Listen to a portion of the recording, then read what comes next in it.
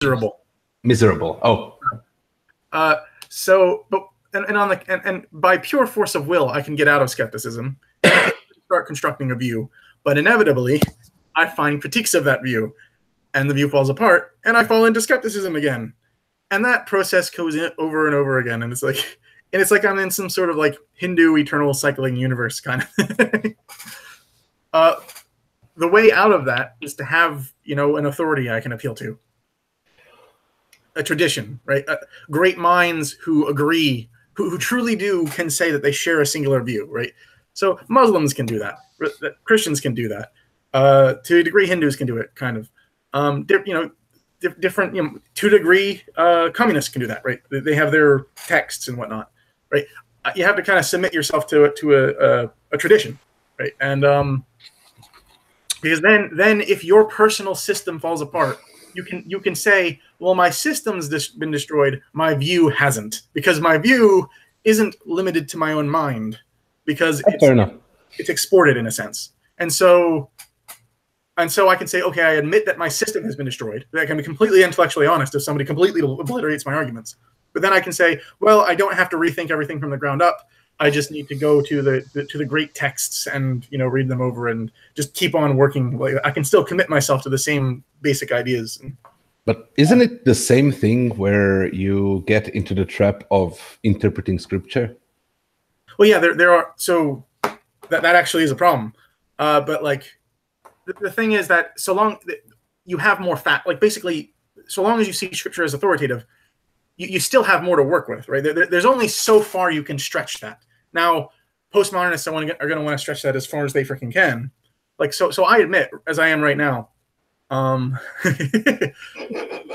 not satisfied with my position. I'm a mere Christian, but there's a problem with that, is that Christ evidently created a church. So I need to find a congregation effectively.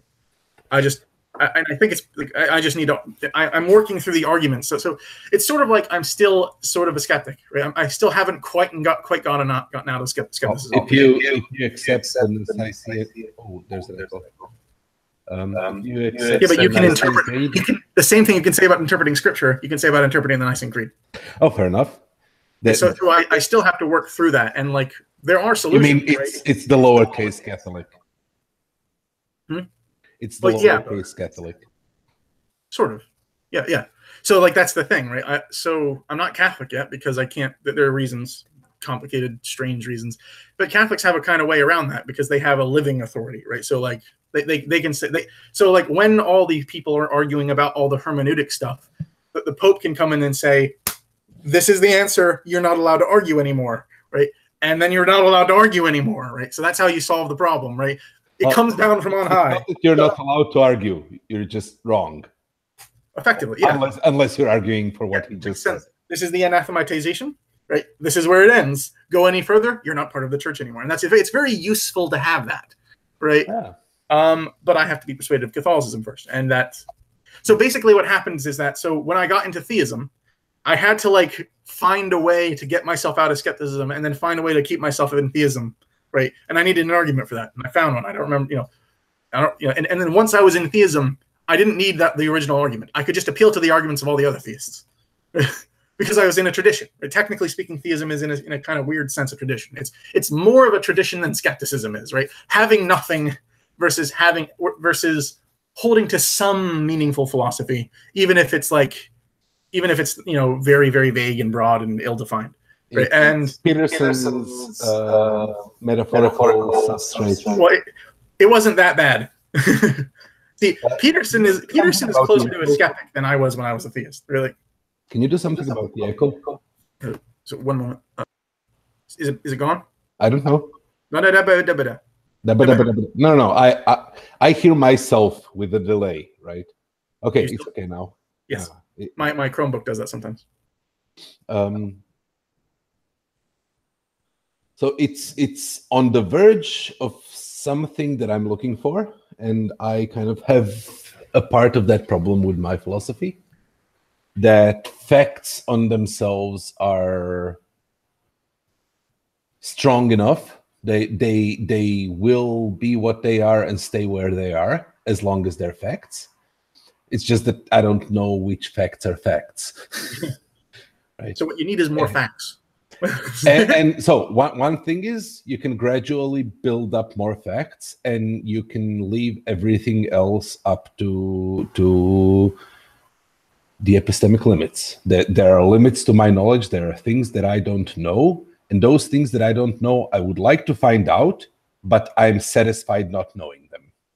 I have to humble myself enough not to just make something up that fits into that hole, right? And I've been rethinking religion a lot lately, and yes, it does. It kind of it serves the purpose of mortar. It's just it fills up every nook and cranny that you give it. It's the ultimate God of the gaps argument, right? So it's again, it's the way I work it out. Well, you go, keep on. Sorry. Like so I'm ignorant. I am learning about the world, and I am an analogy for the human race. The human race now knows more than I ever will, but it still doesn't know enough and still needs to learn more. There are still holes, and there are still holes that are completely disconnected from each other, right? And there are holes in our understanding of our own psychology. There are holes in our understanding of our own functioning, of motivation, of morality, of like the big questions. And religion kind of serves as glue that fills all that up. You can always take religion, any religion, and just squirt it in, and it will just spread out and fill up everything which is unknown. And you can, if you're careful enough, kind of later on just accept, oh, that's how God did it, or that, like, yeah. So what it does is that there's a kind of openness, right? So, or maybe like an incompleteness, to use like the logical term. Incompleteness, yeah. And what happens is that religion says, look, it says just dogmatically, the world is complete,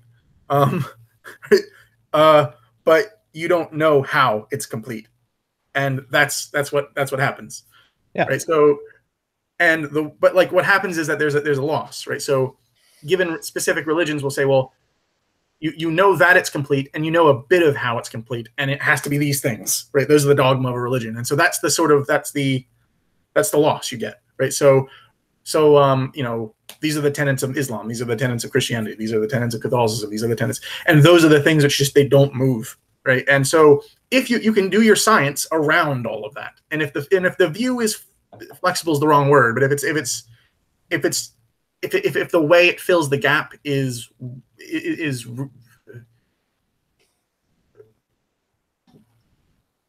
I can't think of a good analogy, but if the way it fills the gap is such that it lets you do science, then you do science. But they'll you know, it's sort of like it puts a boundary on certain growths because it insists on certain claims, right? And that's just what happens. I would say that even from a religious perspective, an intellectually honest person. So I need to stop doing that, because if I continue that sentence, I'm going to imply that you're not intellectually honest. That's not where I was going. So religion always implies some dogmas and doctrines. From my point of view, those dogmas and doctrines work as placeholders, right? They can be taken as absolute solid truths until they're proven wrong, until they're demonstrably proven wrong. Or until they're interpreted out of existence. Or until they're interpreted. Well, yeah, that's the thing. When you have a clash between the real world, the observable, tangible, comparable, converging knowledge of the real world, if a dogma of religion clashes with that, you can always do the magic trick of saying, oh, I misinterpreted that dogma. Mm-hmm. I misinterpreted that, right? I understood and now I have to reinterpret the words in a more metaphorical or a more... Mm-hmm. But I think that's legitimate to a degree, right? There's a limit. Yeah, right? There is. But the question is, where's the limit? Well, like that's an epistemological problem. Yes, but it's a matter of decision, right? When those two things are in such a conflict that they cannot be aligned, which one of those suffers? And I would kind of always say that religion should be the one that suffers, and the one that moves back, and inevitably it will. Like, it might take a long time, but on each step where such a conflict has occurred, the religions kind of eventually step back, eventually admit that slavery is wrong, eventually they assign that doctrine or that dogma to the past, to some other conditions. Like, what usually happens is that, like, well, this is what slavery meant, but the slavery which happened here, and here, well, that wasn't the right kind of slavery, or something like that. Or this was a dispensation for that time period, and then, but like, exactly, yeah. Like, the dogma is in some sense preserved. It's just it's interpreted out of existence. It's interpreted out of existence. Yeah, and I'm fine with that. I'm fine with saying that worked until now, and now it no longer works. It is no longer applicable. Mm-hmm. Right. That's fair enough. So there's two points, right? The first point is that you say that religion should always give, but sometimes science is, it's always tentative by its very nature. So when science progresses, it's very, very much possible that when it seems to be conflicting with religion, it won't, right? So, like,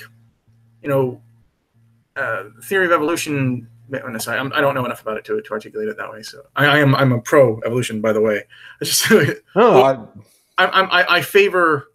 So it depends on how you define evolution. I favor something like Evo-Devo or process structuralism specifically, but they're not inconsistent with the broad strokes of evolution.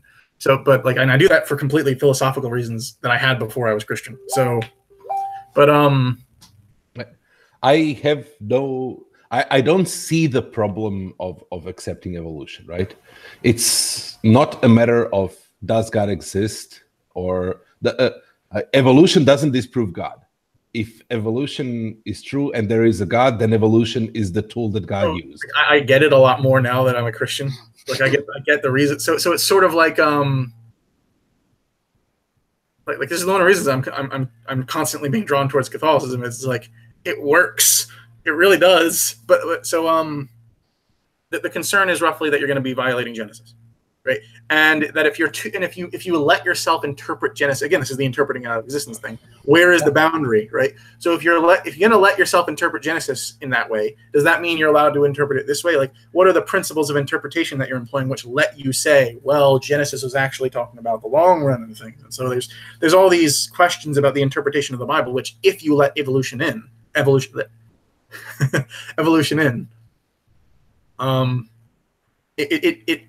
makes the game of interpretation way more difficult, and it makes theology way more difficult. But of course, in my view, that's like, why would you think it was easy in the first place? But it's like, but I literally don't have a problem with that. Neither do I. That's just stating evolution, not evolution. Genesis is a poem. Genesis is it's like a mythological text, so it's something like a poem. Yeah, it's an epic retelling of the thing in such a way that it fits into those 20 pages of text that are Genesis, right? Such that all the components that are relevant to religion are maintained, and everything else is just connected by a narrative. What was the point? So yeah, I made the one point where, so it's just, I can't think of an example. The point is science. Science is tentative. So it could seem that science is about to conflict with some tenet of religion, and then a tiny bit of facts are discovered, and it goes in a completely different direction. So the concern it can conflict. It can conflict unless religion is unwilling to back down, right? Yeah, but like sometimes it can conflict at the point where you start denying reality because of Scripture. When you look at the facts of the world, the evident facts, the reality, like from the perspective of a believer, when you look at what God created and say, no, he didn't create that. That's not what it says in the book, right? What? And so from a perspective of a believer, Scripture is words written by man through inspiration by God. They are true, but they can be misunderstood. Yes. They were written imperfectly by imperfect men, and they are being read imperfectly by imperfect men, right? No, so like you would say that they were written perfectly, but they're being read imperfectly. It's more like the way scientists approach. So when I said you need more facts earlier, I was actually sort of indicating. So people speak of scriptural data, right? So what you have is you have data of the world, but you can interpret it the wrong way, and a scientific theory can be thought of as an interpretation, though you can also then interpret the scientific theory itself. So there's orders of interpretation. But in the same way, what you have is you have the Bible, and it sort of presents itself as like, okay, we know this is all true, we just don't know how it fits together, right? We don't know what it means to say that it's true, we just know that it is true. So it's perfectly written. That's the same thing that I'm saying. Oh, okay. I don't think we're disagreeing, right? Okay. When I say written imperfectly, I mean in the proper way that it is impossible to speak in such a way that you cannot be understood. I agree with that. Right? The limitations of language in and of itself. Right? Yeah, exactly. That our minds are limited, our words are limited, language is limited, our thinking processes are limited. You cannot put in an unlimited, perfectly. When you speak, you don't magically make people understand what you say. Exactly. There's no. Yeah. So, in that sense, written imperfectly. It was written by men in the language of men, right? Even though the inspiration they received was infallible and the words that they wrote were formed to contain all the truths that there are, right? All the truths that God intended us to have. Now we just have to figure out what those truths mean and which of those truths are the truths that God intended us to have, and which of those commas are significant and aren't. Yep. So from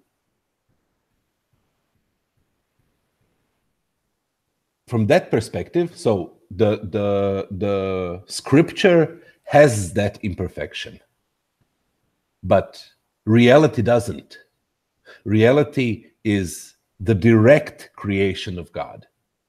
He did not translate creation so that it makes sense to us. He just created it. That's his direct work.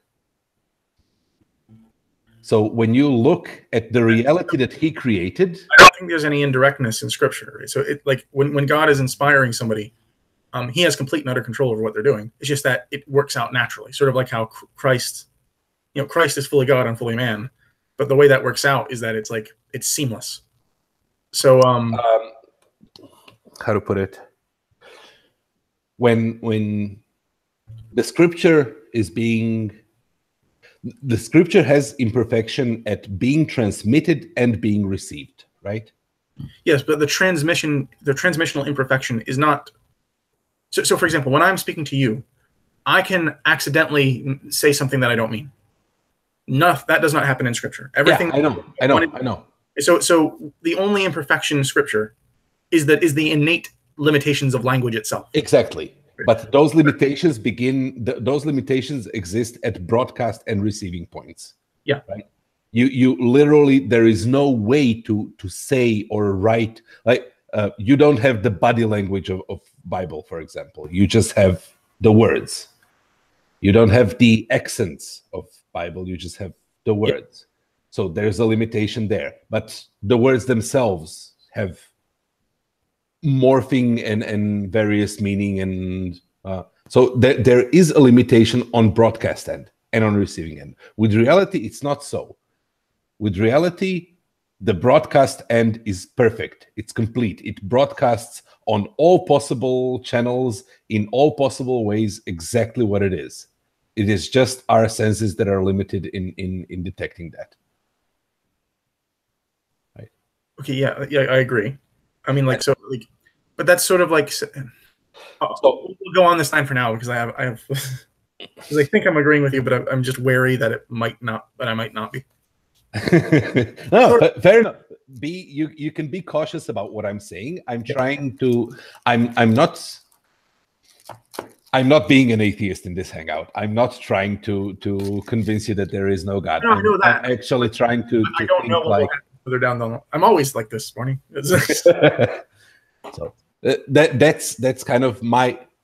If I were religious, that's the way I think I would think about these things, right? So from that understanding, like we can improve our reception on reality.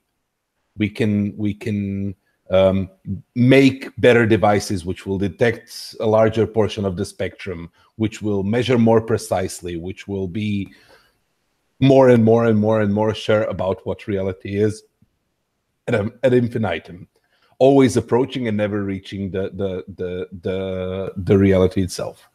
Right? With the Bible, with Scripture, there is a limit.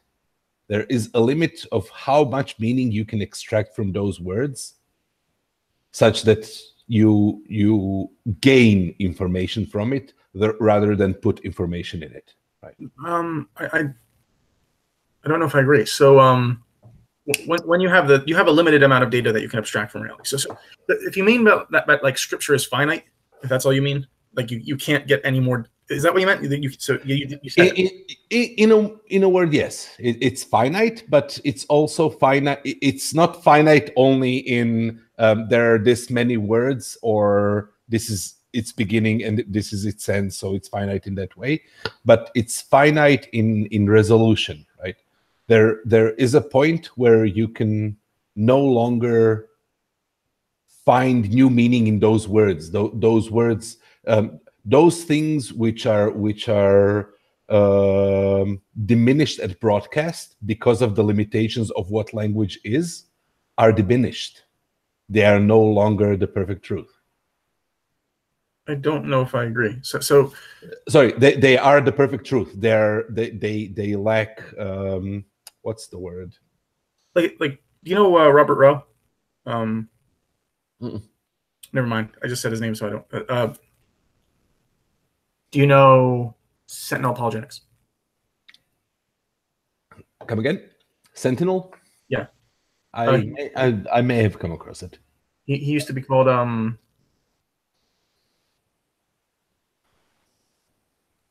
No, it doesn't matter who he is. Tell me what he says.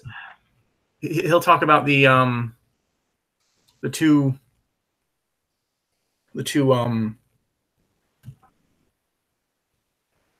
the book of Scripture and the book of nature, right? And you interpret them with respect to one another. So precisely because you can get more and more information from nature, you can get more. Exactly. That's what I was getting to. Okay. Yeah. Sorry, I interrupted you.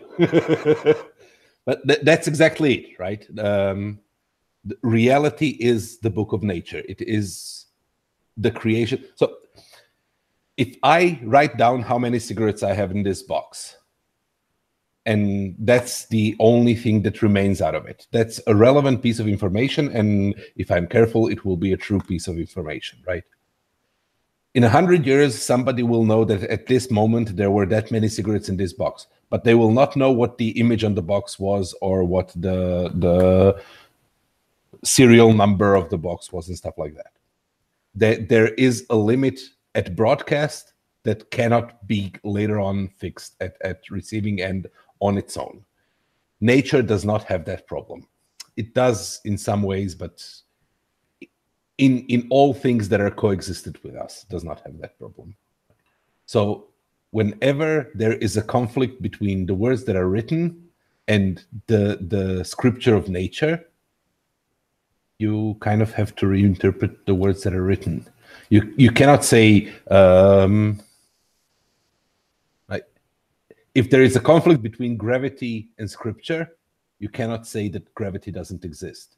Yeah, but like, so the conflict is not going to be between gravity and scripture. It's going to be between the scientific theory and the scriptural theory.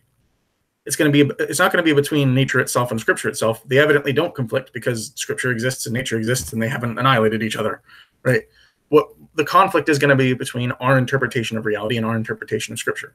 It's going to be between our best scientific theories and our best interpretations of Scripture. And what that's going to happen is, well, even our best scientific theories will have multiple interpretations, right? So like, there's not just one theory of evolution. There's many. There's not just one theory of, well, like, there's one mathematics of quantum mechanics, but there's multiple interpretations of quantum mechanics. And some people are going to favor other ones just by virtue of their philosophy, by virtue of, they're going to have scientifically independent reasons to favor those theories. So I would absolutely exclude interpretations from what I consider nature. Interpretations are purely instrumental. We don't know. So some of them will eventually become more likely, and some of them will be forgotten as useless, but there are ways for our brains to process that information. But the math of how fast this will fall if I let it go, that won't change. Solid. Yeah, exactly. Like at best, it'll become more specific, right? At best, we'll just like from Newton to Einstein, you have you add in the Lorentz transformation, right? And it's the same equations, but with a Lorentz transformation, right? Or something like that. Or like a Lorentz, I don't know what it's called. It has something to do with Lorentz. Again,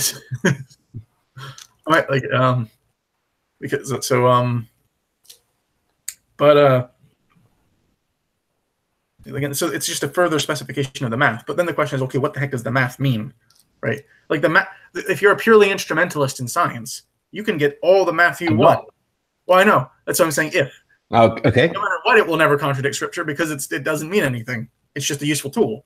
But if you're not an instrumentalist, then you're a realist, which means that science tells us something about nature, which means you are putting forth interpretations of the science. It still does mean something. It does mean that if the Scripture says that when I let this go, it will go up, the Scripture is wrong. Oh, yeah, well, then there you go. Yeah. Well, right? Like what's going to happen is the Bible. So for example, the Bible says that the Bible is very rarely going to say anything like that so explicitly, right? What people are going to say is, well, if you interpret the Bible in such and such a way, it means this. But science says this, therefore the Bible is wrong. When it's really, well, no, your interpretation of the Bible is wrong. Whether or not that's whether or not that's the correct interpretation, that's a deeper question. But I'm not going to deny any facts of science. I'm not going to deny any well-confirmed mathematics. So the globe is still round, despite it saying that it has a solid firmament and because I can say that's just mythical language. Exactly. Yeah. But you understand that you can actually argue for you can actually say these people weren't doing science. They weren't actually concerned about the truth. It's when I say there's two ways of arguing in that fashion, right? You can just twist the text as much as there's a type of person who will make that kind of argument and on that grounds twist the text till it screams, right? So that's the type of person who says, well, really, homosexuality isn't immoral because, the man, they'll look at Paul and they say, well, man betting, there's a word that Paul uses which effectively means homosexual, but they'll say, well, it doesn't really mean that because there's a lot of weird arguments they use, but homosexuality is a bad example. Right? I think of this because I had a conversation about it recently. Right, that's what I was. That's why it's the first thing that came to mind. Abortion. What? Abortion. Well, yeah. People will say that abortion is permissible because there's this thing in the Bible because there's the ritual killing of the child or something like that. And it's the whole point of that was so that they wouldn't do it. But God loves the abortion, because he does it in the Bible because it's no, no, he doesn't. It's obviously wrong. But so that there's that. So and that's kind of where the majority of the problem lies for me. That allowing for those rules of interpretation, all religions can be true. Literally all of them. There is no preference for one god over many gods over. It's just which way of thinking works for you best. And every scriptural book can be interpreted and things can be joined and disjoined at will. And I know that, first of all, the canon is incomplete. It is not the entirety of scripture by a long shot for the Christian, Catholic, modern scripture. So much of it has been left out, so much of it has been included. Okay, so the argument is, well, the people who left things out and included things were inspired by God. Again, but Catholics have a pretty dang good argument. Like, they have a divinely inspired council. Oh, so the problem with divinely inspired counsel is where is the edge of it? At which point, right? At which point do they become so wrong that they're no longer divinely inspired? They're always so. Whenever you have so the council is considered to be infallible precisely when it makes an anathematization. I know about the papal infallibility and the apostolic succession in the Catholic Church in decisions about what's included and what's not, but that goes further. That goes to the clergy. That goes to one priest condoning homosexuality, one priest. Yeah, but like the teaching of the church is relatively clear. Like the fact that this or that individual priest is playing these kinds of games, it's like, well, like literally the catechism, like like how long, like you can look through church history. Like the great thing about the church is that it has a lot of data, right? That you have history, like documents on documents, like, and but so like right. So the how interpretation, right? This is the thing the thing that I was trying to get, the thing that's a problem for me is that ultimately, for all of these things, from first scripture to last scripture, there is an intervening man who has to do something and believe in his own infallibility, and I have to accept his infallibility.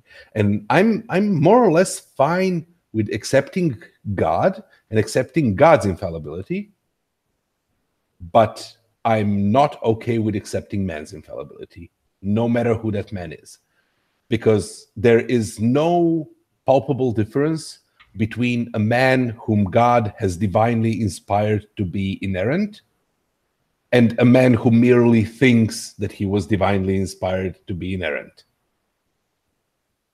There is no way to discern those two. Well, like the way you would discern it is by like a myriad of other arguments for the truth of his claims. Like, are there ways of arguing for that claim in a reasonable manner? Right? If so, then like that's one point toward it. It's not sufficient, but it's like this is why I'm not a Catholic yet. Yeah, you get to politics, and then everything. That's actually it too. I have an epistemological problem with politics and history, right? And I can't solve them. So, and that's why I haven't converted yet, because those are one of three issues that are preventing me from converting. One is personal, so I won't talk about. The other is this sort of a fortiori issue, and the other is which is just like, how do you know when somebody's an authority, right? How could you possibly know somebody's infallible, right? Yeah. So like for me, I'm a mere Christian. I don't even have a canon, right? I vaguely trust the Protestant canon, and I'm okay with the Catholic books as well. But like since I'm outside of the church, I can't say, oh, here's the listed down canon, right? Like, so I have a tradition that I'm in, and I can appeal to these books and whatnot. And there's the broad sort of sweep of things leans towards a certain set of books and saying, okay, I can be pretty confident that these are at least in the canon. But there's a degree of uncertainty. As I said, I'm not satisfied with my own Christianity. It needs to go further, which is why I'm still technically on some level, like, I'm less skeptical than I've ever been, but I'm still kind of there, which is really freaking annoying. But if I sat down today and wrote a new chapter of the Bible and said that I was inspired by God, how would you know? And because I would know you're BSing me. Well, So, yeah, no, serious. How would you know? How would you know that I'm BSing you? If because God inspires people, God could inspire me right now to write the new chapter. well, again, like I'm inclined to favor something like the Catholic argument. So God doesn't just write a book; he also sets up like a governmental system, right? So in the Old Testament, you had the king, the prophets, the priests, the prophets, and the kings. Right? So what you're saying is, if Trump wrote the new chapter, No, that no, would no, be no, fine. no. But if it was me, You misunderstand. So like, the Vatican is a sovereign nation, right? yeah, I know. So the Pope literally is a king. Um, so in a sense, sort of like so. And there used to be papal states and whatnot. So when I say that, like, there's priests and prophets. I mean, sorry, priests and kings. That's what you look for. Prophets sort of like come from outside and they correct the priests and the kings. They say, well, priests and kings, you're effing up, right? And so God appoints prophets individually, but the priests What I was going for. What? That's what I was going for. Yeah, but the priests and kings on their own are kind of like, they're the established hierarchy, and it's by that very system that you could even determine whether or not a prophet is a legitimate prophet in the first place. You need the sort of the critical error correction guy who comes out to make sure that the nation doesn't fall apart. But then you have the nation which has the basically the earthly aspect and the heavenly aspect, and that's the king and the priest, and you need that to be set up by God, and that's how you figure it out. Well, what the heck do you think the Vatican is? Like that they have the best argument, except there's problems. Like, so for example, so the Protestants can counter that. There's you can think of it this way. So that's a very monarchistic view of things. There's also a kind of aristocratic view of things, which is sort of like Eastern Orthodoxy. You have this bunch of the five bishops, or like the bishoprics, or sorry, what are they called? It's Prelati. I don't know what they're called, but they're the highest. Like there's a Cosmopolitan is a higher one or something like that, but then there's four of them right now, but the Pope used to be a fifth. Well, the point is that the idea is that there's like a bunch of like basically equal and ultimate sees in the church, which have sort of in some sense power over all the others. And this is a very aristocratic view, where there's not just one leader, there is a bunch. And then you have a democratic view, which is effectively Protestantism, right? We all kind of work it out together in a kind of weird way, and then we work, then we figure it out, and then we're good, right? Everyone sort of works on their own. Everyone, right? We let the Holy Spirit in, and it tells us what to do. Effectively, but like you see how that's kind of like, but they have to congregate into a church, because that's sort of what is expected in Christianity, right? There's no coherent way of reading the Bible which doesn't say you need to come to a church. It's like Christ talks about it over and over again, right? So yes, but the church is inside you. Oh yeah, well that's what happens when you have the people who are really far off. Well, I'm not going to say they ain't Christians, but like they're like, they're way on the edges, so they're anarchists. If we're going to use the four, so you have the anarchists, you have the kind of. I was at some point both an anarchist and an ecumenist, right? Mm-hmm. The Christian, the all Christians are right. They might be understanding things wrong. But they're all Christians. Yeah. As long as they believe in Christ, they're all Christians. Like, you fell down, I'm going up, and that's basically where I am. That's not quite. I don't think that. I think there's a problem. I think there's. I recognize a problem. I'm trying to solve it. But so yeah, like, but like you can think of it that way. So, but you have like the monarchy. Like the problem is that the monarchistic system is the one that's historical. Right? That's if you look way back when, that's exactly what the kingdom was before the fall of the Second Temple, or before the fall of the First Temple. And interestingly enough, what you had was like sort of the Pharisaical period, which happens kind of when the kingdom basically was conquered, and so that's kind of like the aristocratic level. But then that would have been more democratic, because. So I need more history, but like so. But you see, like the way the church organizes itself is. But the way the answer was, what was the question? There was a question I was answering. There's a reason why I wrote all this up. darn, this is annoying. But my question still is, how do you discern me from a prophet? Right. Yeah, and I know how you discern me now, but at the moment I make a prophecy, at the moment I write that book and say that I saw God and God told me. so the Old Testament has two tests, and the Catholic Church has a third. Well, the Catholic Church also shares those two tests effectively, and there's a third. And I was actually only told about this by a friend of mine yesterday, so I don't actually know the specifics. But so the Old Testament says, and, like, I knew about the Old Testament test, but I didn't know the Catholic Church mirrored them.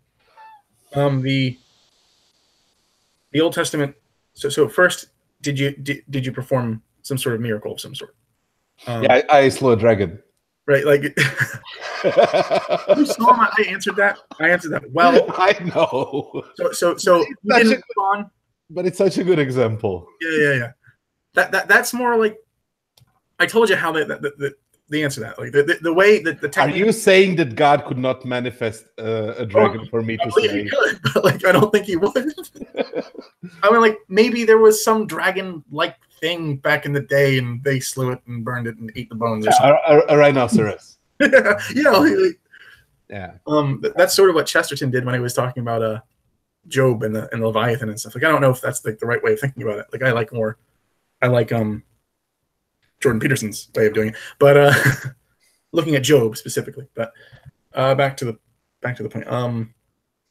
So the first is like, did you perform some miraculous thing? Second, and like, so did you make a prediction and it succeeded? Right? Because that's what prophets do, right? Like that's the test of prophecy, right? Specifically prophets communicate God to man, right? So so like they come up and like, because they have this power of God, right? This is like, Jesus is in the Old Testament and like they're asking him for a sign, like he's doing all these healings and whatnot, and that's how you know, right, that he's from God. Because, like he even says it himself, if you don't believe in me, believe in my works, right? And that's kind of the idea. Like I'm doing this is what prophets do. This is how you know. It's like we do magical stuff, right? Like we make signs, right? Like that's the first indication of the prophet. The second one is, does the prophet tell you to follow false gods? So as long as they're telling you, so one, are they saying it?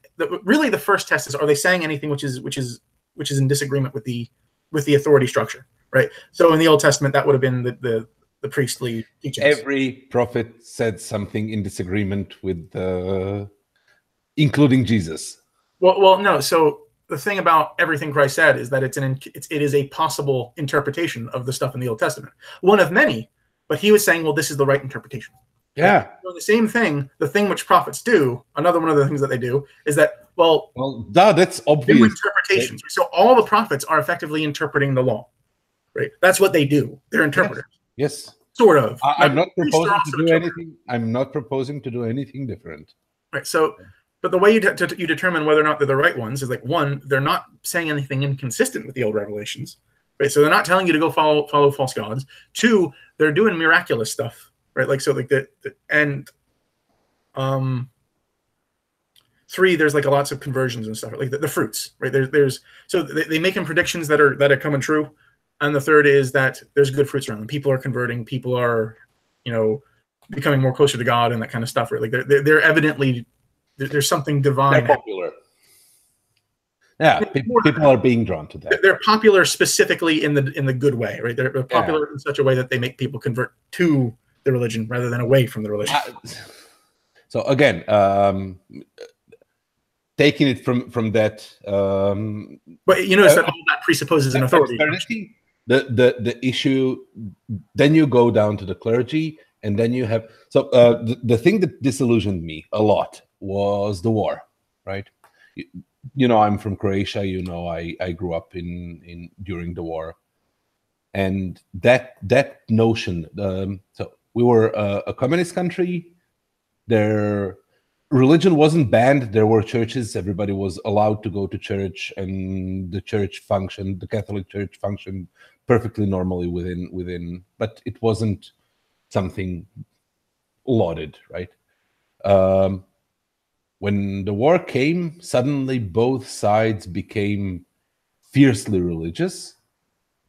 The Mary was proclaimed to be the Queen of Croats, and their churches, consecrated officially with that name in Croatia. And we are the God-chosen nation, and even God blessed our struggle in that war. And on the other side, there were Serbs who were Orthodox, and the same God blessed them as the chosen nation. And right? And there are priests and clergy and entire church structures up to and until the Pope, who got their hands dirty in confirming it's right? We have the pedophilia crisis going on. Yeah, exactly. But the thing is, the church doesn't claim to be impeccable; it claims to be infallible. It doesn't claim to be without sin. You look in the Bible, right? Judas. I know, but if the church peccably says God wants you to go to war and kill people in the name of God, and you go to war and they were wrong, then that infallibility is kind of moot. Well, the church. So the infallibility of the church only is exercised under extraordinarily specific circumstances, right? So the church. So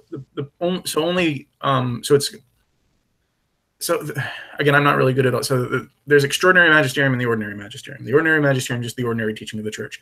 That's infallible in a sense, right? Like so the things which are clearly infallible is the extraordinary magisterium.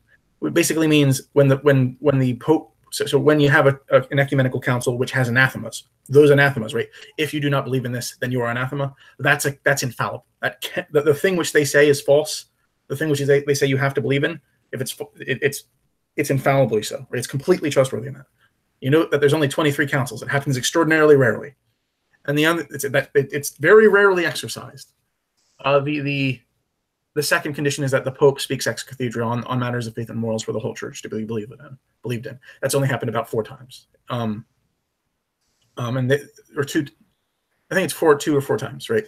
And they were on Marian doctrines, right? So the fact that the Pope has this power was, but like the thing that the reason the Pope is significant, despite only having used his power so many times, was because the way that you tell when an ecumenical council is a legitimate council is when the Pope officiates it.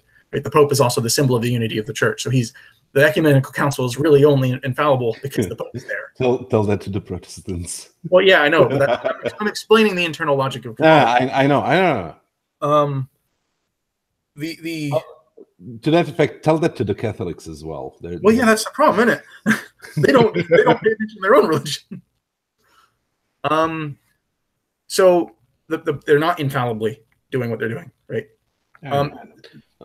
It's like they're not being like so. There's a degree. So according to the Catholic Church, as I understand it, they do have a degree of right to tell you like I know, but that seriously, then that does fall down for me. That falls down to, well, they're infallible when they're right.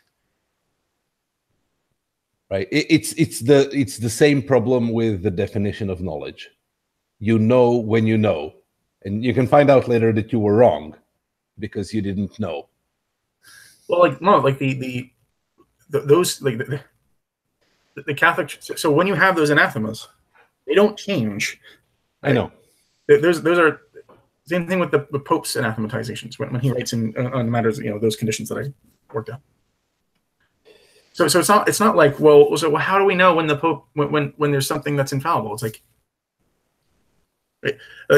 So what you have is that's the highest authority of the church is when it exercises infallibility. There's lower levels, right? You have the church, by virtue of its teaching authority, you have a prima facie obligation to believe what they say, because they have God's authority.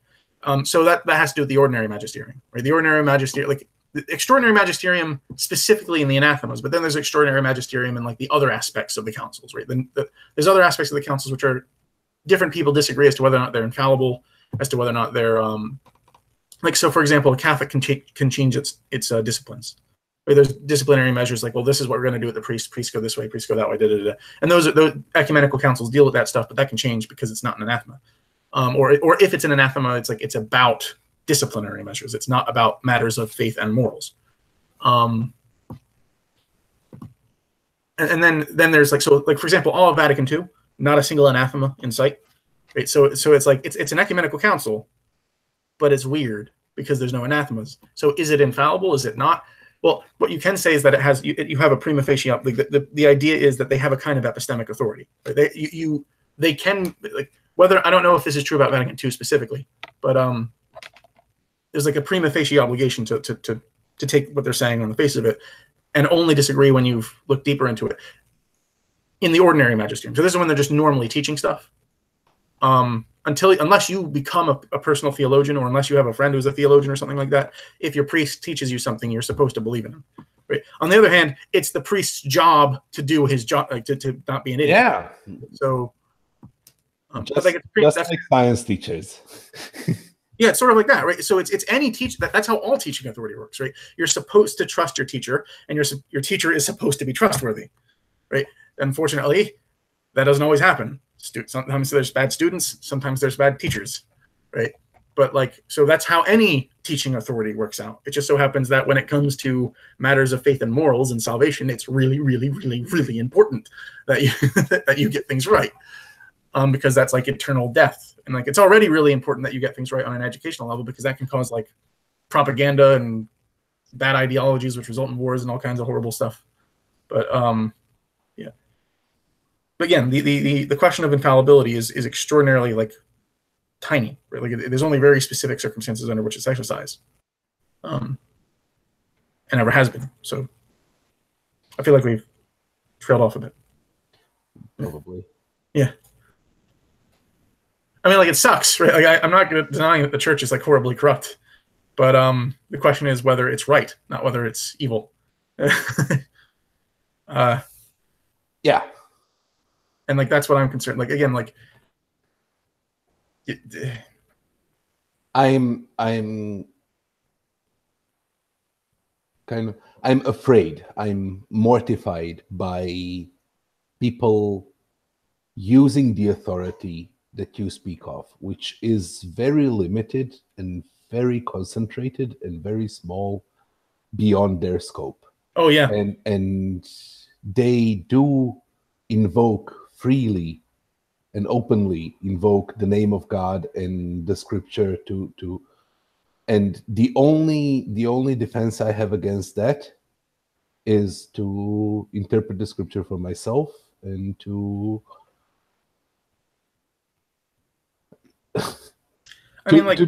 take to heart what I see as the heart of the scripture. And I believe that has followed me well into my disbelief, and is in some ways that's the Protestant. That's the sort of essence of Protestantism to some degree. I mean, with the confessional Protestants are different, but in some ways it's the cause of my atheism, because when I stopped believing, when I could no longer believe, I had to humble myself enough to not pretend, not to lie from inside, because if there is a God, he can see inside, and he can see that I'm lying, and he can see that I'm pretending, and he can see that I'm merely going through the motions, right? And then the only option that was left open for me was to simply, sincerely try to be a good person and nothing more. And from that point on, it kind of no longer matters whether there is or there isn't a God. I accept my epistemic limits. I accept that there are things that I don't know. I accept that there are things that I don't understand. I can freely, openly talk about how I understand things and acknowledge my ignorance. Right? But I can remain open to see what happens. And on that notion that you said, eternal death or eternal suffering, I really had a long path to deal with that, to deal with Pascal's wager and the fear of hell, and my kind of current resolution is I'm satisfied with the outcome. If there is a God, so the only resolution to the question of is there a God and which God there is, from my perspective, can be in the afterlife. I don't believe that there is an afterlife, and every evidence about it lies on that side of death. So it is entirely possible that I die and find myself in heaven or in hell or in judgment or in whatever. But at that point, I will know. And at that point, I will no longer question, and I will no longer be ignorant. And like your willingness to be ignorant is like, and it's my kind of resolution to that is, and I accept hell, whatever it is. So like, if I am wrong, and if the punishment for being wrong is hell, then I expect that I will be glad in the knowledge that there is a God.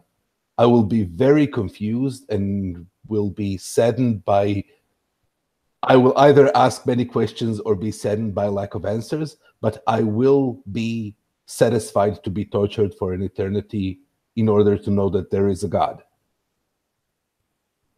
Or to cease existing, as I believe that I will anyway. There are two interpretations of what hell means and what hellfire means. One is the literal hell, and the other is the doctrine of annihilation. And I'm kind of hoping for the latter, because then everybody gets what they want. Atheists just cease existing because existence is sustained by God, and at death, if you're not worthy, then God removes himself from you and you cease existing. And since I'm an atheist, I expect to cease existing anyway. Right? But yeah, even if it's hellfire, even if it's eternal suffering, I expect that I will be able to be glad just with the knowledge that there is a God. Well, I mean, that's kind of in a messed up kind of way. It's that's sort of what, like, every knee shall bend, every tongue shall confess the glory of God, or kind of thing. Yeah, which is horrifying, right? Like, it's not a happy thing to think about, but like, that's the idea. It's not a happy thing to think about. But that's the only solution that I can come up with. Like, I can understand that bent. Like, the slight difference between you and I is that, whilst you're okay with epistemic limits and all that, right? Like, I'm okay with being ignorant. It's just like, I can't be ignorant of the fact that I know things. I need to know that I, and that's like, it's like, the idea is that I want the truth, but if I can't even say that I don't have it, right? So my obsession was always with, like, truth. Like even when, like, I got into, like, the skepticism of whether or not truth existed, or kind of stuff like that. Well, reductionistic, deflationary theories and stuff like that. That literally caused me, like, extraordinary misery. It's like, I believe so. Yeah.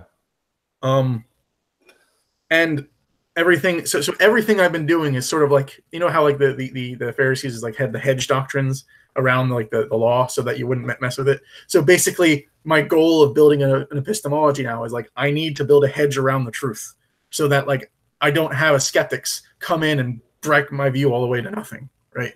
That's the thing that I'm avoiding. So, like, I have some notion of truth that I can preserve, and I have a system, but the system can be destroyed. So I need to have, like, a meta system, and that's what a tradition is.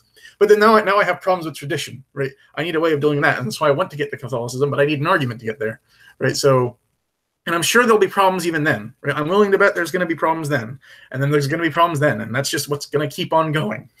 I'll keep on building hedges and finding ways around it, which are reasonable, but, like, allow me to say that I know stuff, right? That's all I want.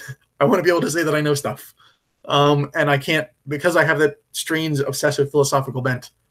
I need to be able to defend it with, like, a really good argument, or no, with not really good, with an argument which no reasonable person can really say. Like, they can say that they disagree, but they can't say that, like, my way of working things out is, like, unreasonable, like, or something like that. That's not the best way of putting it, because you could say that. No, I think I understand. And so again, my solution to that comes from being religious, comes from the Catholic upbringing, and it is a virtue to be humble and to be meek and to accept yourself as exactly what you are.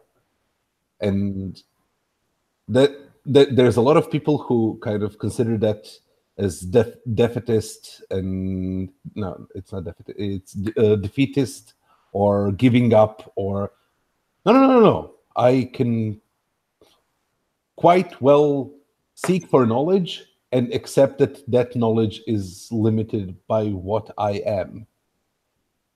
And that's good enough. And that means that from my point of view, that yes, I agree. There is that a limit. There is a limit to what I can say is true. There is a limit to what I can say I can know. There is a limit to I cannot defeat skepticism, and I cannot defeat universal solipsism, but I can just disregard them. They are far out possibilities that don't, even if they are correct, even if they're true, even if that's the right way to, it still doesn't affect me. So I can just ignore it. So like the question is, why doesn't it affect you? Because for me, it affected me. It constantly affected me. It's like it still does. I'm still obsessed with it. I'm still trying to it's sort of like in the same way people hate evil. I hate the inability to speak of truth. And that's what skepticism represents for me. It's like the factor of silence, which says you can't say that you know anything, which means there is no truth, which means you can't even say that there is no truth. You can't even get that far, because skepticism doesn't let you do anything. It's just silence and noise and evil and all things bad. And I'm just my entire being is like directed against silencing the skeptic, right? In that, if that makes sense. Like, again, the skeptic. I don't mean that individual actual skeptics. I have no problem with them, but I mean like this kind of mode of trying to tear down everything that can be torn down, kind of thing. The reason why it doesn't touch me is because I'm aware that I'm not a god.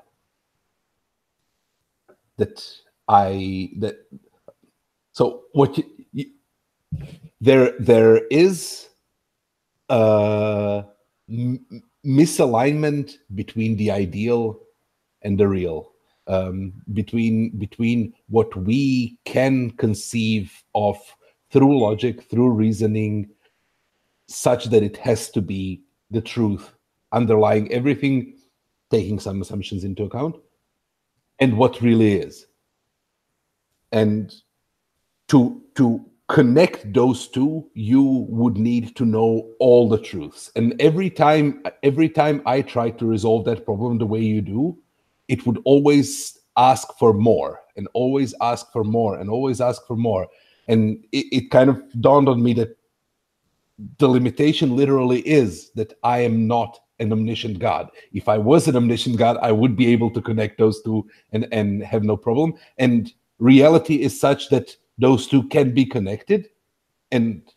But I am not a God. I am a limited being that doesn't see everything, doesn't know everything, cannot think everything, cannot see all the regularities, all the correlations. There is no way I can see the entire logic of reality, the entire structure of reality. I can just approximate it. So the question then is, how do you know anything? I don't. Then how can you say that you don't know? How could you even say that? Because I can say it to a sufficiently satisfying degree of precision, right? How did you say that one? So you hear the skepticism right there, right? That's fine. That's the thing, that I'm fine with that. You can assault me with that, and I will just take that blow and say I'm fine with that. I can't do that. I don't know how to live that way. That's beyond my abilities. Really, so there are two types of. You're an amazing person for being able to. Well, I don't know if it's like a moral commendation, but it's like it is an amazing power, I guess. Or there are two types of strength. There is a type of strength which is taught in Christianity, and which is taught in a lot of philosophies, which is be strong through being vulnerable, be strong through being weak.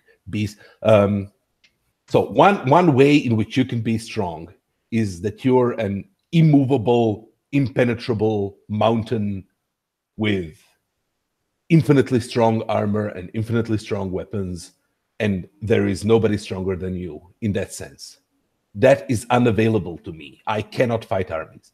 But what I can do is I can open myself up to be hurt and then take it and say, that's okay. That's just life. And live in the next second and in the next second and move on. And this type of strength is what is required to do that. You just accept your own fallibility. You humble yourself. Like, that's what the virtues are. Like, my entire epistemology is based around, like, look, somebody can completely destroy my system, so I need a way of, like, protecting the system so that, like, I can keep doing philosophy, so I can keep having the system destroyed, but then my whole life isn't destroyed. And that was like the whole point of taking on that tradition, right? Is that I've exported the I don't have to rely on myself anymore. I can rely on the tradition as a whole, right? That allows me to be vulnerable in a manner, and at the same time, it's not vulnerable. I don't know if that makes sense. It's like you could analyze all of my arguments now, and I would have I'm actually freer to think now. Yeah, fair enough. I don't have to freak out about, like, what arguments I'm allowed to listen to with other people.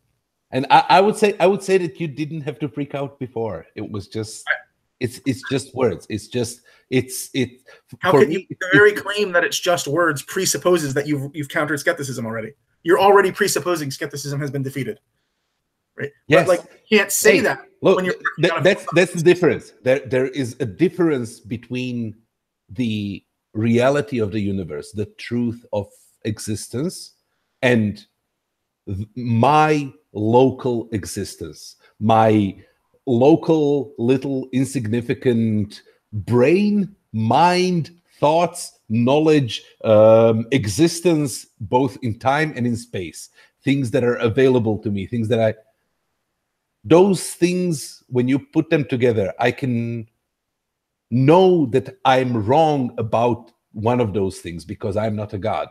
But I can be perfectly confident and in the other, and also welcoming of correction, right?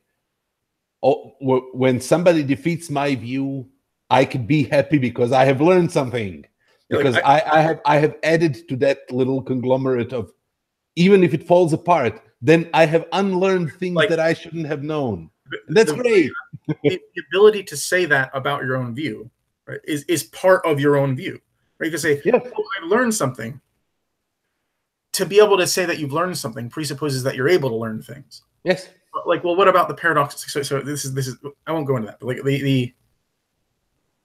like to be able to learn things requires to be able to know things. To be able to know things requires knowledge to be meaningful concepts, which requires any number of other things, the kinds of things which skeptics are going to attack. Yes. So you're just presupposing, again, you're ignoring skepticism. I'm presupposing things, and I'm taking things for granted, and I'm willing to be corrected on those things that I presuppose. No, you're not. Yes. You haven't, okay. You haven't explained how you can know anything. You haven't explained how I don't have to. That's. Then you're not willing to be corrected on them. Really. No, like you're ignoring them. Like you have already decided not to pay attention to these modes of thought which would criticize the grounds of all your views, the grounds on the very claim which you would claim to have learned anything. The things that sort of lay at the bottom, the foundation of your view, are the very things which the skeptics are going to attack, kind of. Yes, and you let them. And if they're like, if that's the way you're posing the question, all I assume is that you're posing the question about something that I don't know, that I know that I'm assuming, including assuming that I know that I'm assuming, right? I know that all my knowledge is just my belief that I have that knowledge, which is based upon my opinion that I have that knowledge and my experience that I have that knowledge. And I'm fine with that. And there is a truth out there which can either deny or confirm that knowledge in its entirety, that is unavailable to me. And as far as I know, it's unavailable to you. But if you can demonstrate that it's available to you, awesome, bring it. But if you're just trying to get me to admit that I don't know it, as in I don't know the exact truth, that's fine. I don't know the exact truth. That's the starting position. Like, isn't that itself an exact truth that you would have to know? No, that's an opinion. It's not even an opinion. It's an attitude. Isn't that claim that it's an attitude itself one of those exact truths that you're implicitly claiming to know? Like, so do you believe that there's such a thing as an implicit knowledge claim? Like, do you claim to know things implicitly, or do you deny that occurs?